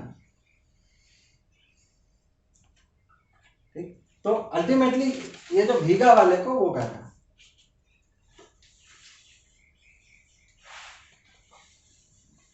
ये ठीक हो गया। तो इस तरीके से 3 चीज कह रहे हैं। ठीक हो गया। अब ये जो भीगा हुआ है ना, ये घिरा हुआ है, घिरा होने के आधार पर कहना है कि ये नियंत्रण है।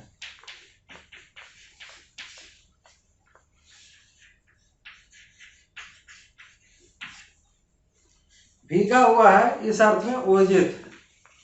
तो ये जो भीगा हुआ है मतलब ये जो स्पेस है हर जगह है, तो इसको कहा कि साम्य ऊर्जा है। तो इसमें रहते हुए हर इकाई क्रियाशील है और हमेशा है क्रियाशील। तो ये साम्य ऊर्जा है, ये सबको एक जैसा मिला हुआ है। और जैसे धरती है, तो धरती सूरज भी चल रहा है कि सूरज स्टेशनरी है, वो भी चल रहा है।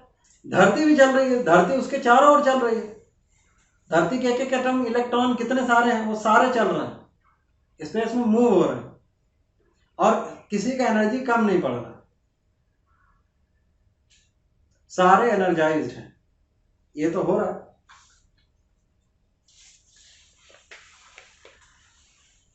तो ये उसको कह रहे हैं कि ये भीगा होने के आधार पर एनर्जाइज्ड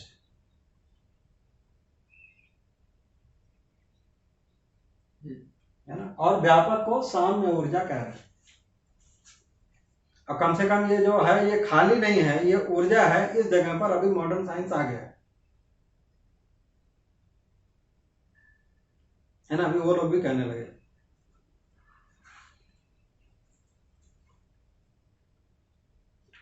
ठीक हुआ। तो अब ये जो घिरा हुआ है इस अर्थ में नियंत्रण है। अब ये जो नियंत्रण है, अभी इसको भी ठीक से पहचानेंगे। नियंत्रण का मतलब क्या है? ये मुख्य नियंत्रण क्या है? ये वही है कि उनके बीच में व्यापक रहेगा ही रहेगा, निश्चित दूरी, वो निश्चित दूरी बना ही रहेगा, ये टच नहीं हो सकते। यही अल्टीमेटली नियंत्रण तो यही है। मतलब जैसे न्यूक्लियस में पता लगा सारे जो है टच होके एक हो गए, फिर तो तुम जितना संख्या इधर किए हुए थे वो सब गड़बड़ हो गया,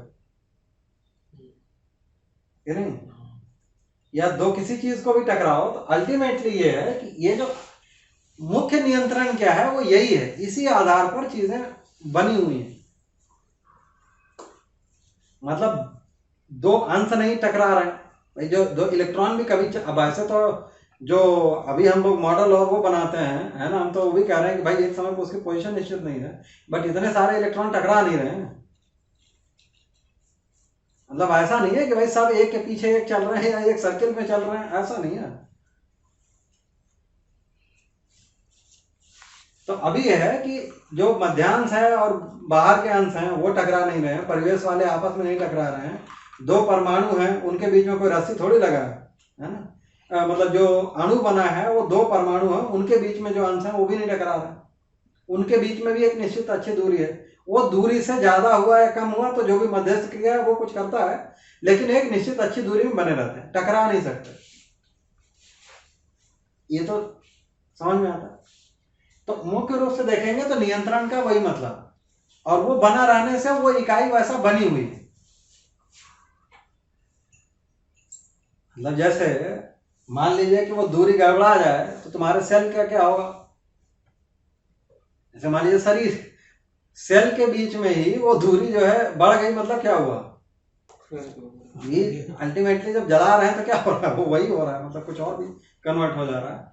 तो क्या है कि हर जगह पर, या जैसा है कि जो भी प्रोटीन न्यूक्लियन जो भी ये बना हुआ है उनके बीच में चेंज हो जाए या कोई चीज मिल जाए, मतलब वहां पे जो कार्बन नाइट्रोजन है वो एक जगह पे बने हुए हैं, वो टच नहीं हो रहे हैं और सब चीज चल रहा है। मतलब है कि जैसे एक एटम के अंदर जो चीजें हैं उनमें मोशन हो रहा है, मतलब जैसे कार्बन है तो इलेक्ट्रॉन कोई ऐसा नहीं कि एक सर्किल में फिक्स पाथ पे चल रहा है, वो कंपन भी हो रहा है उसमें। कंपन का मतलब क्या है कि वो एक अगर प्लेन खींचोगे तो प्लेन में भी उसका एक जगह पे नहीं है कि भाई वो एक सर्किल है वही कांस्टेंट बना हुआ है, ऐसा नहीं है। तो उसमें कंपन भी हो रहा है, वर्तुल भी मतलब है कि वो घूम भी रहा है। ये चीज उसमें भी हो रहा है, दूसरे वाले में भी हो रहा है। मतलब उसका ऐसा भी नहीं है कि वो जो मतलब जैसे इसको ऐसे समझें कि मान लीजिए ये न्यूक्लियस है, तो ये जैसे ये वाला जो मान लीजिए ऐसा घूम रहा है वो, तो मतलब ये दोनों बराबर नहीं है ना, इधर वाले। ये भी हमेशा ऐसा नहीं है, ये भी इधर उधर चेंज हो रहा है, और कई है सबका चेंज हो रहा है। बगल में एक और है, ये इसके आपस में भी नहीं हो रहा है। यही दोनों मिल जाए तो क्या होगा, सारा व्यवस्था का होगा, मतलब कुछ का कुछ हो गया फिर तो ये नियंत्रण है। ये अभी थोड़ा हुआ, और इसको ये जो डूबा हुआ है इसी को कह रहे हैं कि इकाई जो है वो क्रियाशील है।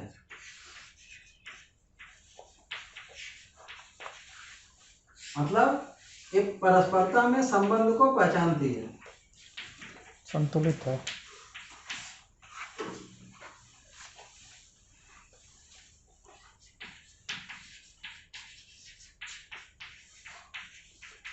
यही मतलब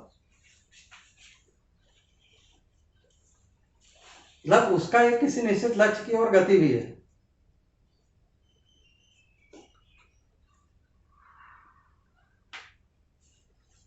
नहीं, मतलब अपने में व्यवस्था पूर्वक बने रहना और बड़ी व्यवस्था में भागीदारी, वो कुछ चल रहा है ना। मतलब ये जो जैसे मान लीजिए ये टेबल, तो ये टेबल भी किसी तरफ जा रहा है, और ये है मतलब ऐसा नहीं है कि आप 50 साल बाद आओ और ये टेबल ऐसे ही रहे। तो उस अर्थ में ये इसको ये कह रहे हैं। तो ये जो क्रियाशील है, ऊर्जित है, नियंत्रित है, ये व्यापक में रहते हुए हर इकाई के साथ ऐसा है। ये जो घटना हुई, ये तीनों ही चीजों को मिलाकर अगर एक शब्द देना हो तो उसको कह रहे हैं इकाई व्यापक में संपृक्त है। तो तीनों को मिला के एक शब्द लिखा है संपृक्त। तो इकाई व्यापक में संपृक्त है, इतनी चीज का है।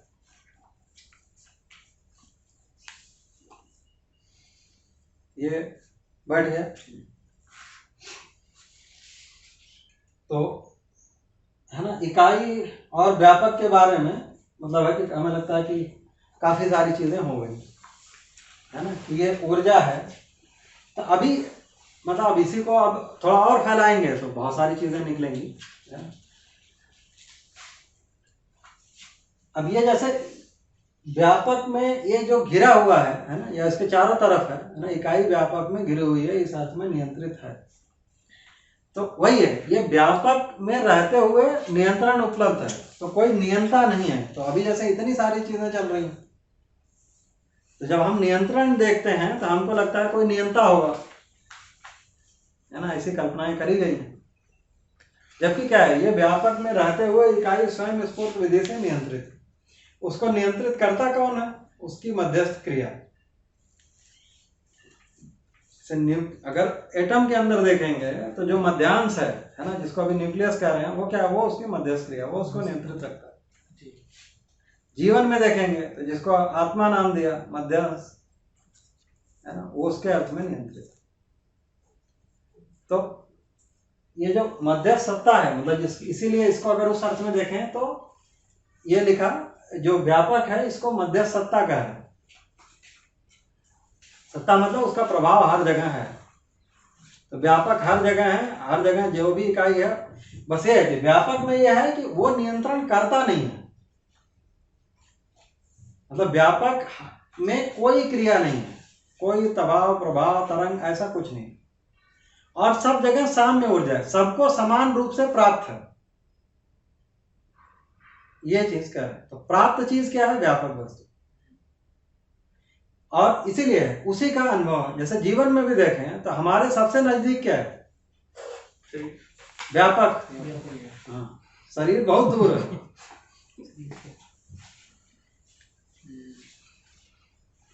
इसीलिए व्यापक का अनुभव, व्यापक का दर्शन नहीं है।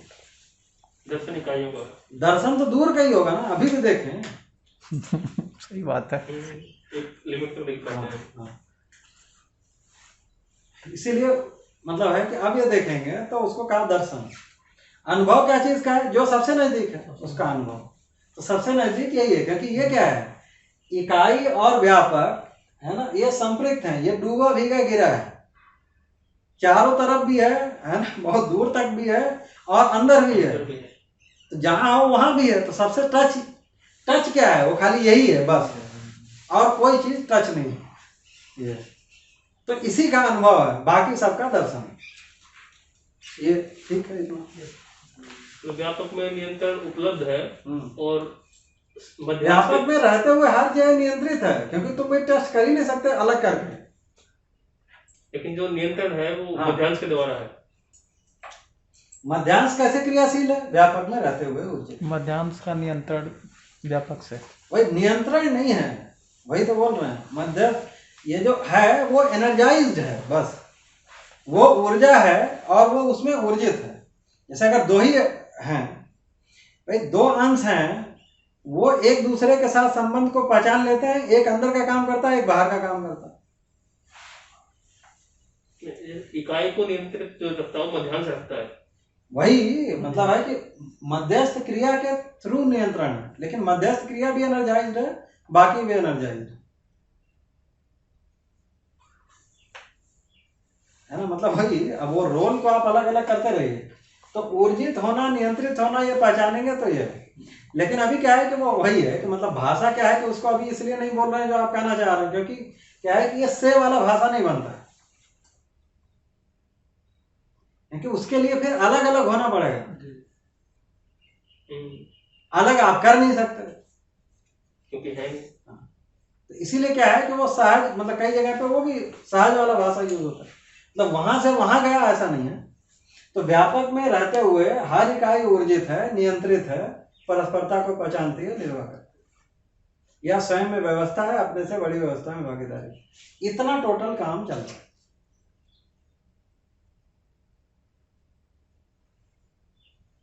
तो जो ऊर्जा है तो वो मूल ऊर्जा क्या है? व्यापक वस्तु।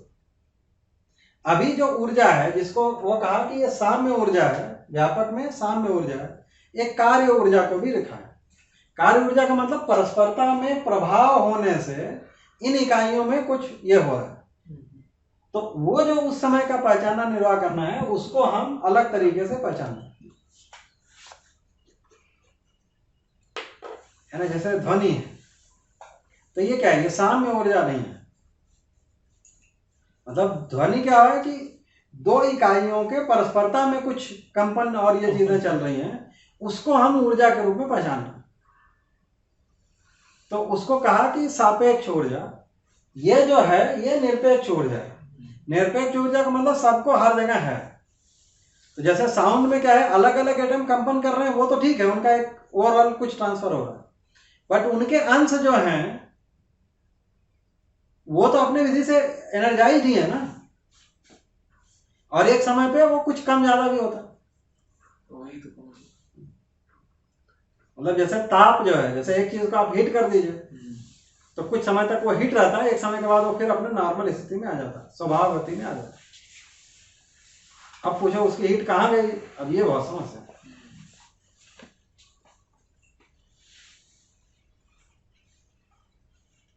मतलब मान लीजिए कि एक बड़ा सा रूम बनाया जाए, है ना, या रूम कैसा भी हो, बाहर से सब इंसुलेट कर दिए, कुछ भी है, 1 लीटर पेट्रोल जो है मतलब उसमें एयर रख के पहले करिए, है ना, और उसके बाद आप जला दीजिए, बाहर नापते रहो, मान लो कुछ भी नहीं हुआ। अगर पूरा इंसुलेटेड कर दो, है ना, तो बाहर हो सकता है कि आपके इंडिकेशन में कोई अंतर नहीं है, या बाहर अंदर बहुत पानी हो, उसके अंदर में कुछ अपना सीएनजी, और आप जैसे बम कैलोरीमीटर में क्या करते हैं भाई, बम कैलोरीमीटर में एक कोई जगह है, उसमें अपना फ्यूल रखते हैं और अप्रोप्रिएट ऑक्सीजन हो गया और उसको जला दिए। हम क्या करते हैं, बगल में कुछ पानी रखते हैं, उसमें उसका टेम्परेचर चेंज मानते हैं। अब मान लो जो अभी जो तुम सैंपल रखते हो उसमें जो है लेटर से 5000 लीटर पानी हो या 1 लाख लीटर पानी में वही करो, तो बाहर के तुम्हें पता चलने वाला। अच्छा, और मान लो फिर 1 लाख वाला लीटर जो पानी है उसको जो है 1 साल तक वैसे रहने दो, है ना, बाहर का टेम्परेचर तुम्हें कुछ नहीं पता लग रहा है। तो जो है कि कुछ समय के बाद जब अंदर वाला भी देखोगे, तुम्हें क्या लग रहा है कि पानी अभी भी अंदर वाला गर्म होगा। मतलब करके देखो थोड़ा हाइपोथेटिकल एक्सपेरिमेंट, मतलब करना ही है। और अगर अंदर वाला गर्म नहीं मिला तब पूछो कहाँ गया हीट।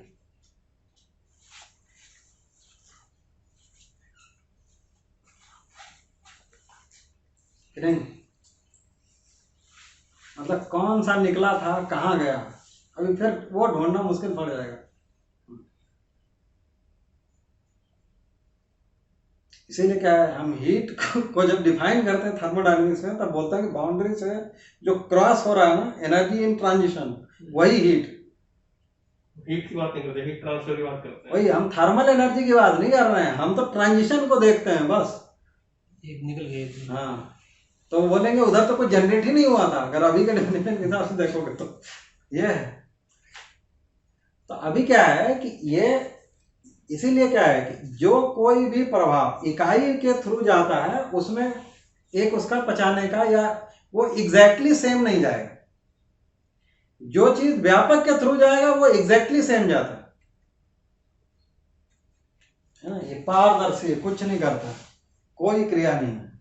इकाई के थ्रू आप कुछ भी करेंगे वो एग्जैक्टली सेम नहीं जाएगा, कम भी हो सकता है, ज्यादा भी हो सकता है। ये झंझट है, ठीक हुआ। तो ये कैरेक्टरिस्टिक्स को अपने को समझना। अभी इतने को ही समझ में आ जाए तो अभी क्या है कि अब बहुत सारी चीजों को हम अभी ठीक से समझ सकते हैं। अब अभी क्या है, एक चीज हमको ये समझ में ही आ गई कि जितने भी हम अलग अलग प्रकार की इकाइयां बोल रहे हैं वो क्या है, मतलब एक प्रकार की इकाइयों के दूरी, उनकी गति, उनकी संख्या के भेद से हम सारा जितना यूनिवर्स में चीज दिख रहा है सब जोड़ सकते हैं। तो अब जिसको हम कोई कह रहे हैं कि भाई ये जो मतलब अलग अलग प्रकार के एटम है या उनमें ताप है, वो क्या चीज हुआ, वो यहाँ पे चेंज हुआ, है ना। अलग अलग फेज हुआ, मतलब क्या है, दूरी बढ़ गया। अलग प्रकार का एटम बन गया, मतलब क्या हुआ, उनका एक इधर इधर चेंज हो गया।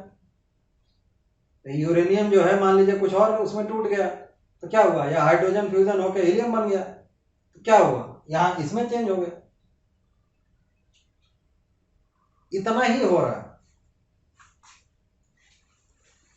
अब इन्हीं चीजों को हम लोग अपने अपने विधि से पहचानते हैं। मतलब अब ये तो रूप गुण के लेवल पर जो पहचानना है वो तो शरीर के थ्रू ही, तो हम आंख से जो पहचानते हैं उसका नाम देते हैं प्रकाश। जो कान से पहचानते हैं उसको कहते हैं ध्वनि। यही तो हो रहा है ना।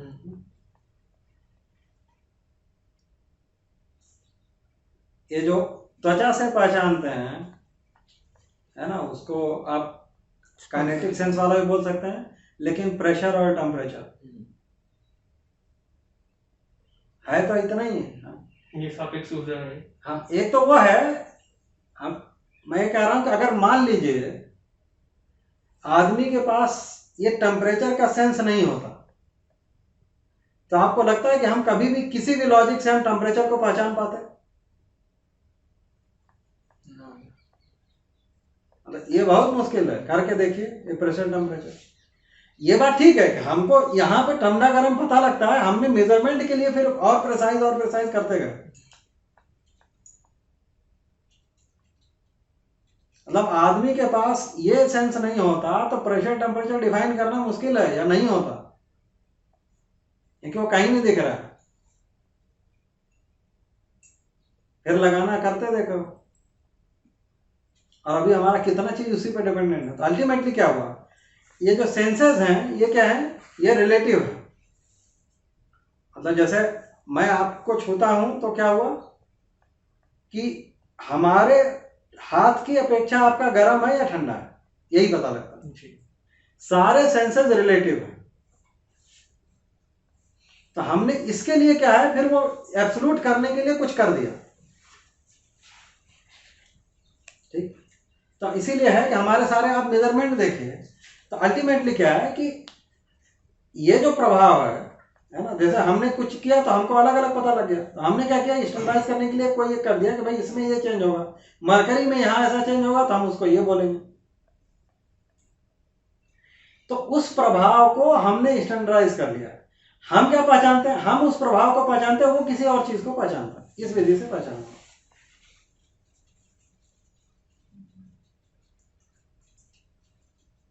जैसे घर बनाते हैं तो लोग वर्टिकल लाइन कैसे कर रहे हैं,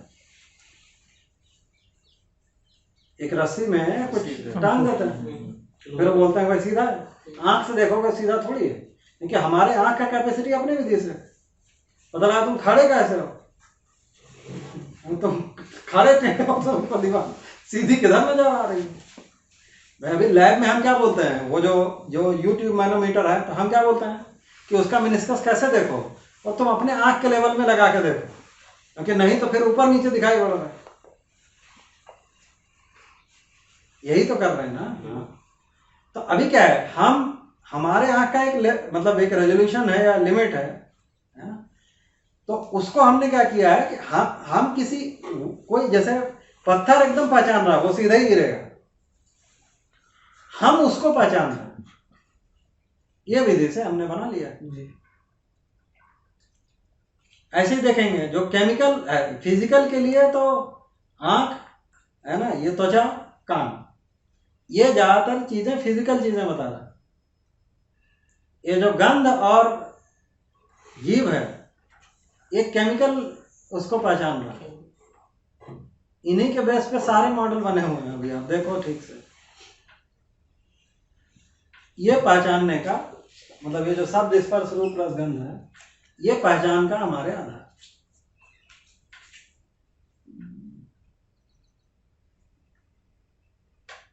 इसी को थोड़ा और देखने जाएंगे, है ना, तो जैसे पदार्थ अवस्था है, उसमें क्या है, स्पर्श के आधार पर पहचान।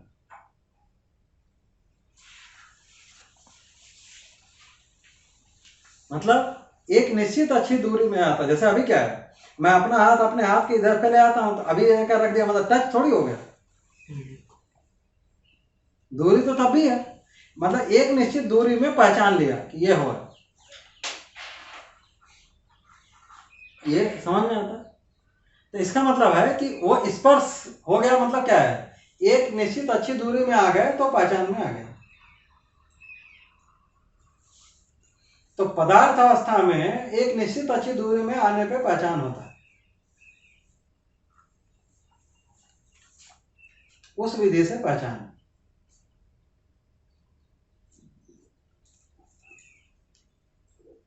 है ना। जैसे माचिस से जलाना है तो कितने दूर तक ले जाके करोगे तो जलेगा, नहीं तो नहीं जलेगा।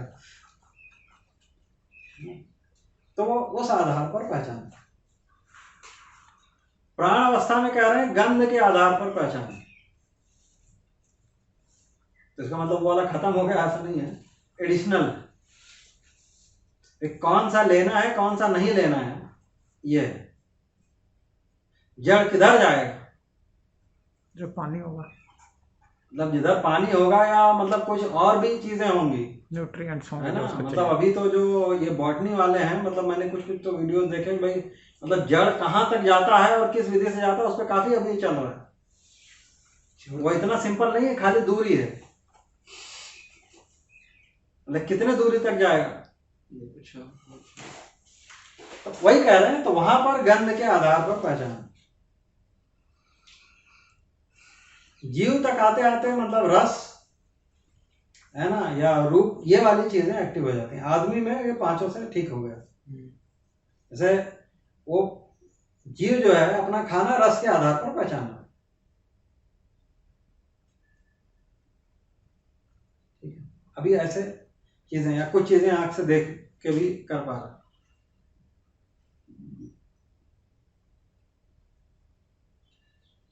ठीक है।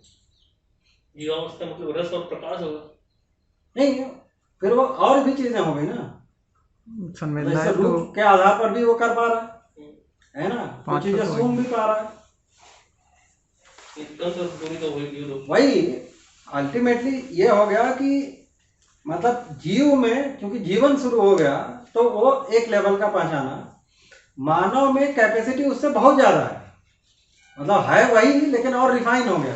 क्यों? क्योंकि शरीर और ब्रेन रिफाइन हो गया।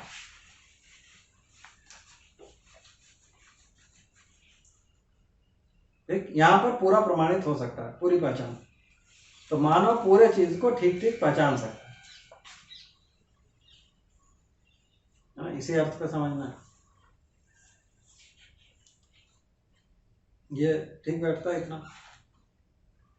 तो हमको क्या है कि भाई तो ये चीजों को हमको ठीक ठीक इनको पहचानना है, इनके साथ निर्वाह करना है, इतना ही काम।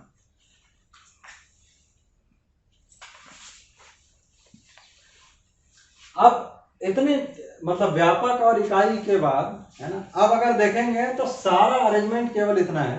अब हम इसी को है ना थोड़ा और मतलब बाकी चीजों को भी लिख लेते हैं, है ना। तो अस्तित्व जो है वो क्या है, सहास्तित्व के रूप में है।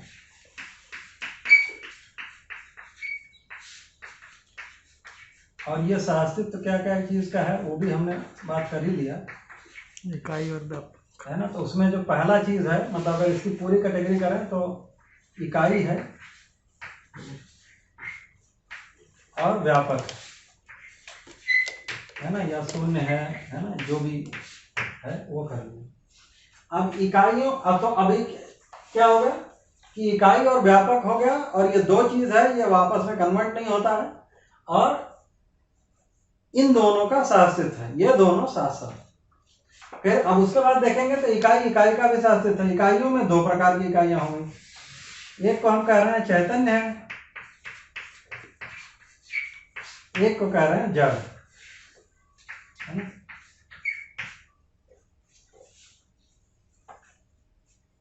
और ये जड़ इकाइयों से दो प्रकार की अवस्थाएं हैं, है ना, जिसको एक को कह रहे हैं पदार्थ अवस्था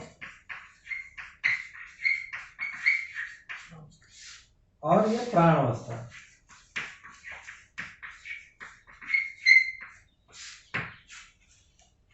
ये पदार्थ अवस्था प्राण अवस्था ये पूरे जड़ इकाइयों से मिलकर बना है। मतलब जहां पर केवल पहचानना निर्वाह करना हो रहा है, यहाँ पर जानने मानने के साथ पहचानना निर्वाह करना, लेकिन है ये भी इकाई ही, है ना। इसी को हमने पहले जीवन नाम भी दिया हुआ।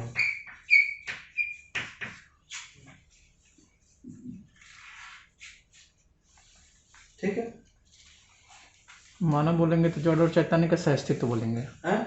हाँ, मानव में क्या है, जड़ और चैतन्य दोनों का सहअस्तित्व।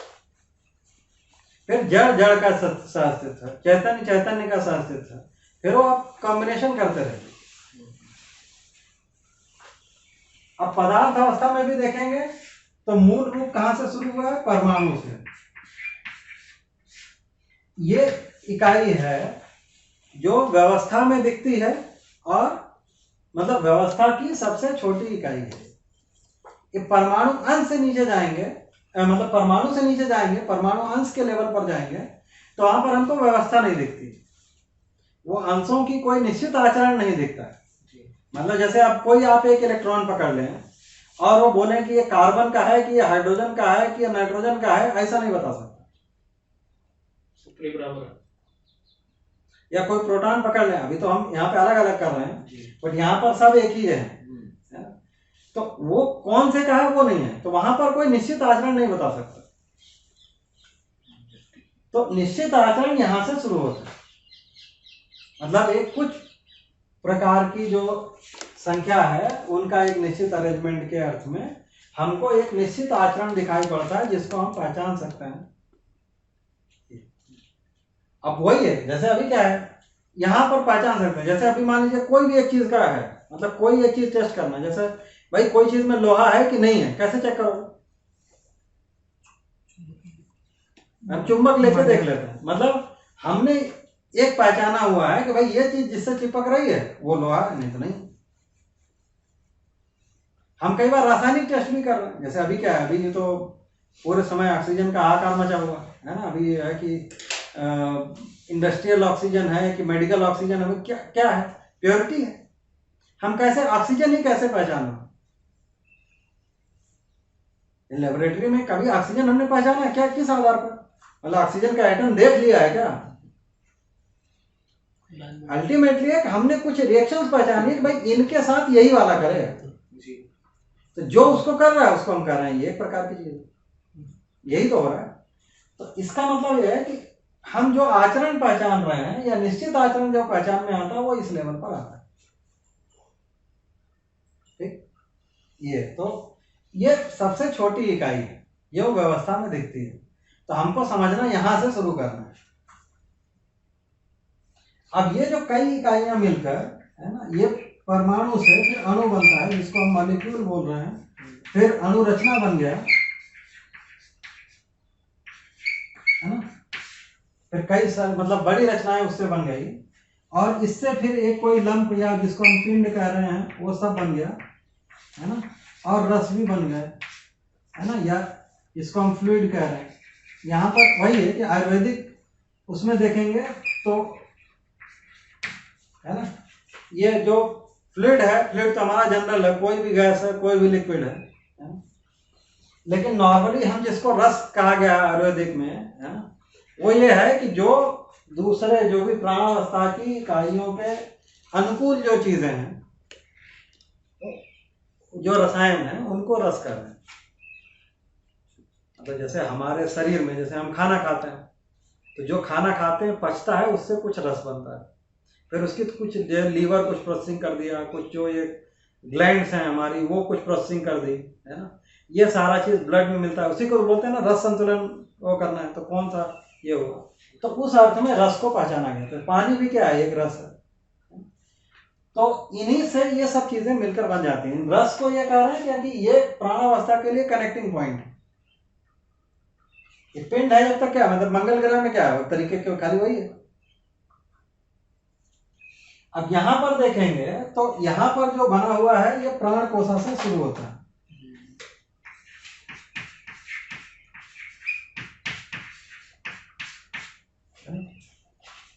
मतलब जो सेल है यहाँ पर कार्यक्रम इधर से शुरू हुआ है, फिर यही सेल टिश्यू बनता है, फिर कई सारे ये मिलकर है ना, मतलब छोटे पेड़ पौधे बना दिए या पूरे बड़े पेड़ पौधे हो गए।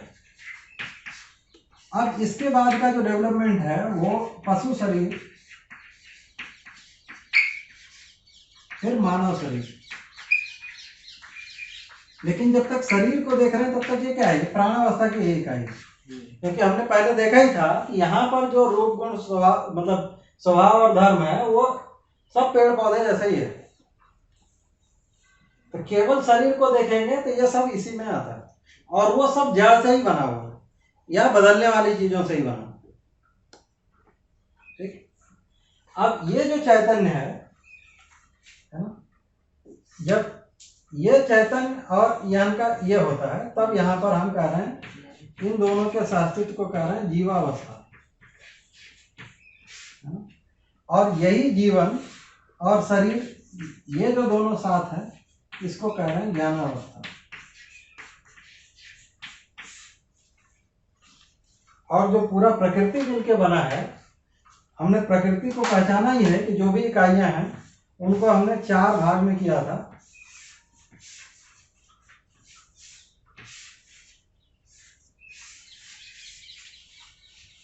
है ना, तो ये पूरा प्रकृति यहाँ पे इस तरीके से बनता है, और व्यापक तो है ही, ये सब चीज व्यापक में ही डूबे भीगे गिरे हैं ही, है ना, इतना तो पक्का है।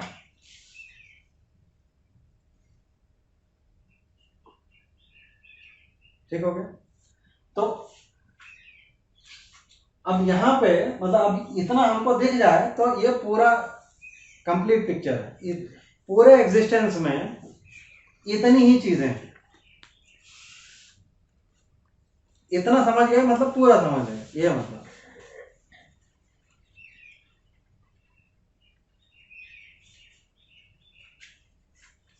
ठीक है,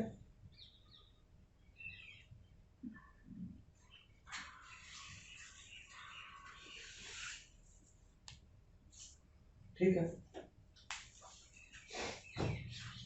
और जो भी बदलने वाला जो भी कार्यक्रम हो रहा है मेनली क्या है, यहाँ पर हो रहा है। तो यहाँ पर देखेंगे तो इसमें मतलब परिवर्तन तो इकाई के लेवल पर पूरा चल रहा है ना। यहाँ पर तो कोई परिवर्तन नहीं क्योंकि कोई गति ही नहीं है। यहाँ पर देखेंगे तो ये जो चैतन्य जड़ है यहाँ पर मतलब क्वांटिटेटिव और क्वालिटेटिव दोनों परिवर्तन है, मात्रात्मक और गुणात्मक दोनों प्रकार के परिवर्तन। यहाँ पर क्या है, मात्रात्मक परिवर्तन नहीं है, केवल गुणात्मक परिवर्तन, मतलब क्वालिटेटिव चेंज है। ये इकाई में क्या है कि जैसा है वैसा बना रहता है, ठीक, मतलब इसके गठन में कोई परिवर्तन नहीं होता, इसीलिए इसको गठन पूर्ण इकाई भी कहा है, गठन पूर्ण परमाणु भी कहा है ना, या परिणाम पूर्ण है ना, परिणाम हो गया। इसीलिए कहा कि ये जो क्रिया है, जब ये किसी क्रिया को पहचानते हैं तो उसका पहचानने का एक विधि जो है वो श्रम गति परिणाम के रूप में है। परमाणु के लेवल पर जब देखने जाएंगे तो ये दिखता है, मतलब ये तो रूप गुण स्वभाव अर्थ मतलब एक एक अवस्था के लेवल पर हमको समझ में आता है। एक परमाणु में देखेंगे तो ये श्रम गति परिणाम के रूप में दिखाई पड़ता है। तो जहां पर परिणाम पूर्णता हो गया है ना, उसको कह रहे हैं गठन पूर्ण।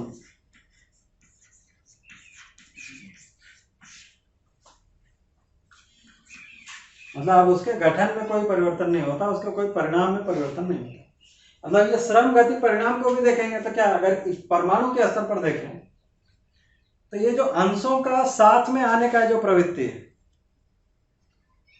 ये साथ में रहने का जो प्रयास है वही श्रम, अस्तित्व का जो मेन प्रयास है, ये साथ साथ हो गए, मतलब संबंध को पहचान लिए, निर्वाह कर रहे हैं, ये क्या गति है। साथ साथ हो गए, वैसा बन गया, ये परिणाम है।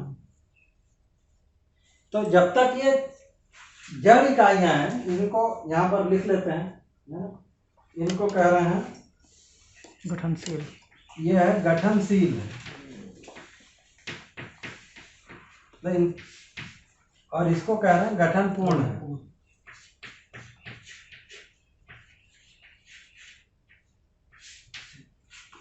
मतलब इनके गठन में परिवर्तन होता रहता है। तो गठन में परिवर्तन होते रहते में अलग अलग परिणाम बनते रहता है, ये अंशों की संख्या में अलग अलग होता है, इसी अर्थ में अलग अलग परिणाम होते रहते, ठीक होगा। तो जब परिणाम पूर्णता होगा मतलब अब संख्या में कोई चेंज नहीं हो रहा। एक परमाणु के स्तर पर देखें तो उसकी संख्या में अब कोई चेंज नहीं हो रहा, तब हम कह रहे हैं कि परिणाम पूर्णता हो गया। अब वो जितने साथ में आने थे उतने साथ में आ गए, वो उतने बने रहेंगे। पूर्ण हो गया मतलब वो निरंतर है, ठीक। उसके बाद क्या है, उसी को कहा अब जो है, अब केवल क्वालिटेटिव परिवर्तन।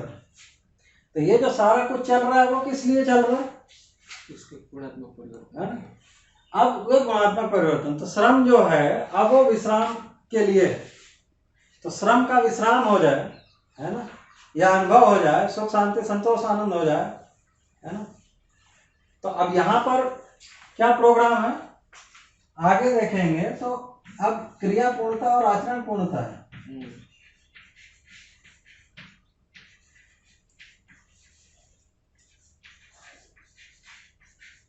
है ना, यही गंतव्य है, सारा जाके पहुंचना यही है, इसको कहा विश्राम। तो यहाँ पर ये जो ज्ञानावस्था की इकाई है, इसके साथ समझने का प्रोग्राम, ये समझ में आ गया तो उसको कहा विश्राम में आ गए। विश्राम में आ गए मतलब अब भगदड़ खत्म हो गई जीवन के लेवल पर, अब किसी उसमें श्रम नहीं है ना, मतलब जो जैसी हमारी आशा है वैसी उपलब्धि है। अभी श्रम क्या चीज है, जैसी जैसे आशा वैसी उपलब्धि नहीं है, इतनी तो सारा झंझट है, हम उसी को भरने में लगे हैं, वो भर गया, अनुभव हो गया, मतलब सब समझ में आ गया, वो पूरा हो गया, बात खत्म हो गई। उसको कह रहे हैं विश्वास, मतलब ये क्रिया पूर्णता हो गया, विश्राम हो गया। तो अब श्रम का विश्राम हो जाए है ना। यहाँ पर वही है जिसको विश्राम कहा, या कहीं कहीं पर इसी को क्रिया पूर्णता कहते हैं। गति का गंतव्य हो जाए मतलब आचरण पूर्णता हो गया, है ना, गंतव्य पे पहुंच गया।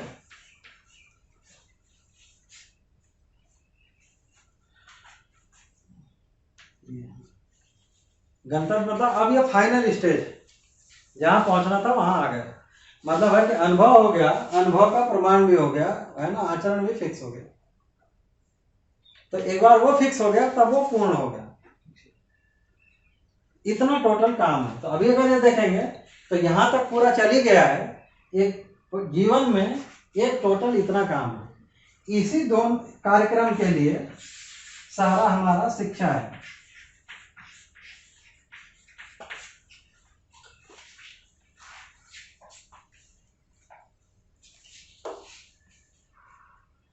है ना, टोटल कार्यक्रम इतना है। तो अस्तित्व देखेंगे तो पूरा सहज, अपने सहज विधि से ये अपने गति से चल रहा है या हो ही रहा है ना। और वो ये सब एक निश्चित ऑर्डर में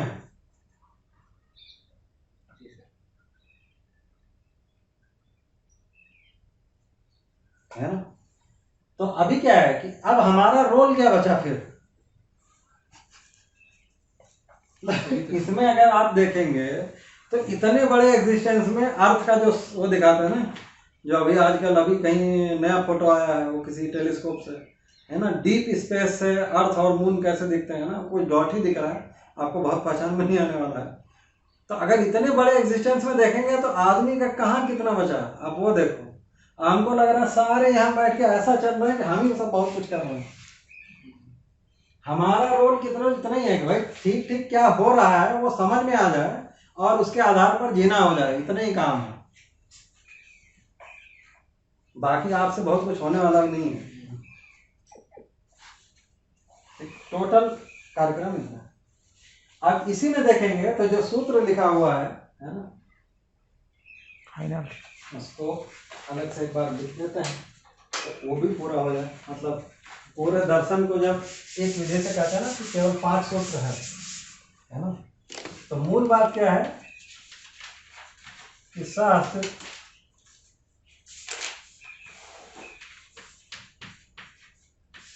है ना, इकाई और व्यापक का शास्त्रित्व वो वहीं आ गया। फिर विकास क्रम,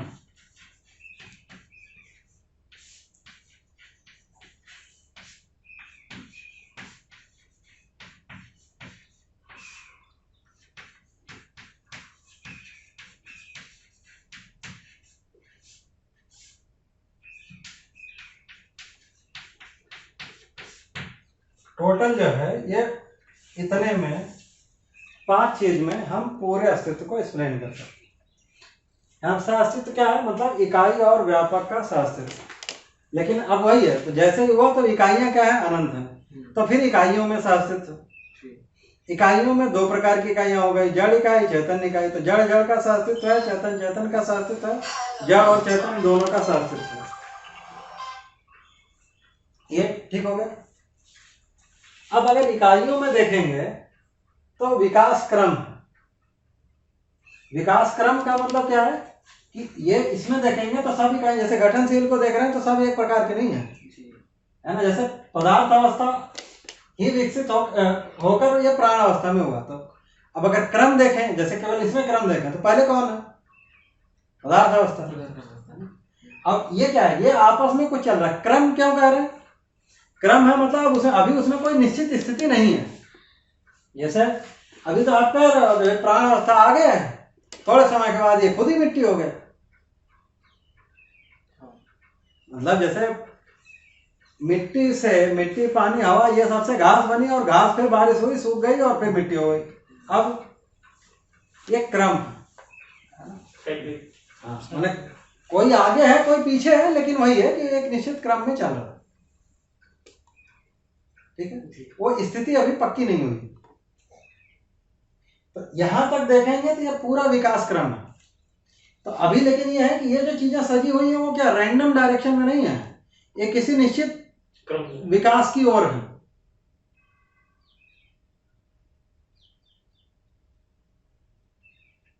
अभी इसके इम्प्लीकेशन बहुत हैं। अभी क्या है, हम एंट्रोपी बढ़ा रहे हैं, स्पॉन्टेनियस रिएक्शन किधर होगा। अभी क्या पूरे को पहचानो कि ये जो पूरी चीज है ये कौन कितना बनेगा, होगा कि नहीं होगा, किधर होगा, क्या होगा, वो किस लिए, वो जो अस्तित्व का लक्ष्य है सह-अस्तित्व, वो उसके अर्थ में चल रहा है, वो पूर्णता के अर्थ में ये सारी चीजें सजी हुई हैं, ये दिखना पड़ेगा। तो अब उसको पहचानने के लिए कौन सा इक्वेशन लगाओगे, एक पैरामीटर होगा, अनेक होगा, वो ढूंढते रहो। तो इस चीज को कह रहे हैं कि ये विकास क्रम। तो यहां तक क्या हुआ, ये विकास क्रम हो गया, है ना। तो ये जो पूरी चीज है यहां तक, ये सब विकास क्रम में आ गई। फिर ये हुआ, ये पहला विकास है। विकास मतलब ये निश्चित स्थिति है, अब ये वापस इधर नहीं जाएगा। गठनशील से गठन पूर्ण हो गया, गठनशील से गठन पूर्ण हो गया, लेकिन गठन पूर्ण वापस गठनशील नहीं होगा।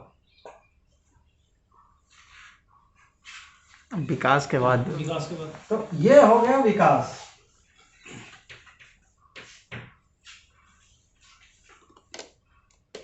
अब जब ये विकास हो गया, अब क्या है, अब उसके बाद यहां पर जो है इसको कहा जागृति क्रम।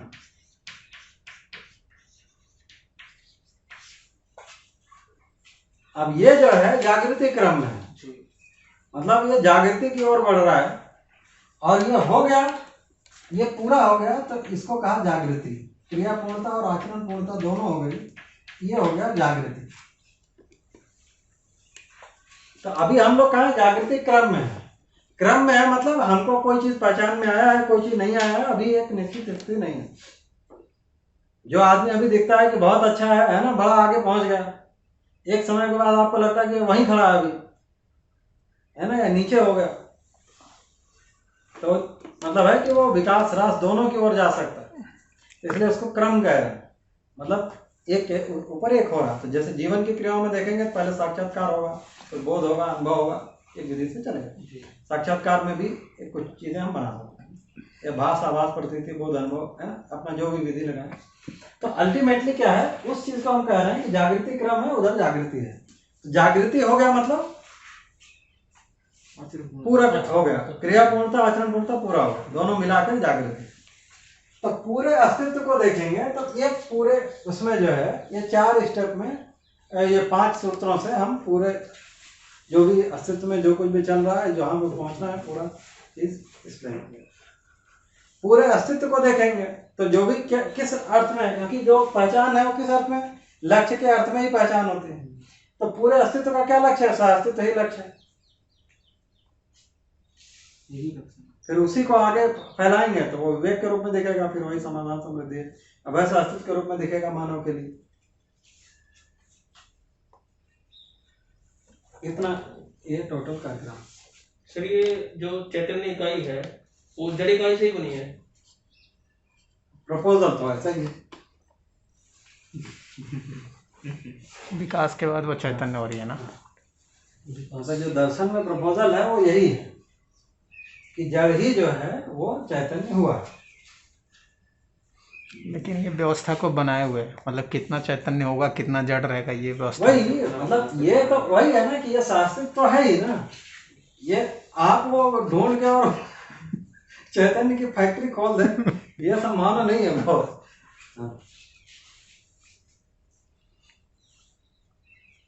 लेकिन ये तो भाई जड़ ज्यादा होगा चैतन्य से है?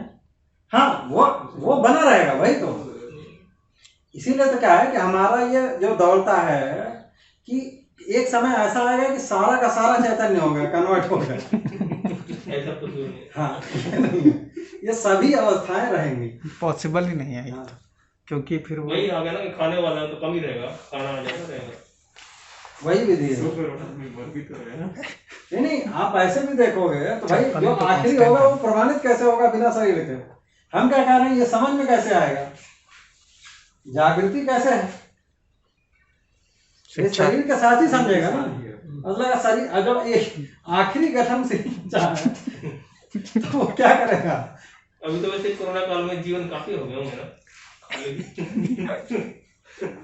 भर भी तो रहा है। तो अभी ये है, तो इतना जो चीज है तो पूरे अस्तित्व में समझने का वस्तु इतना ही है। तो मूल बात क्या है कि पूरा अस्तित्व एक निश्चित उसमें चल रहा है, सजा हुआ है, व्यवस्था में है। हमको क्या है, इस व्यवस्था को समझना है, उसमें भागीदारी करना है। ये क्यों करना है? क्योंकि हमको सुखी होना है। हम व्यवस्था को समझते हैं, व्यवस्था के अनुसार जीते हैं, यही सुखी होने का आधार है। ये हमको समझ में आ जाए तो पूरा कार्यक्रम ठीक हो जाए। टोटल लक्ष्य इतना।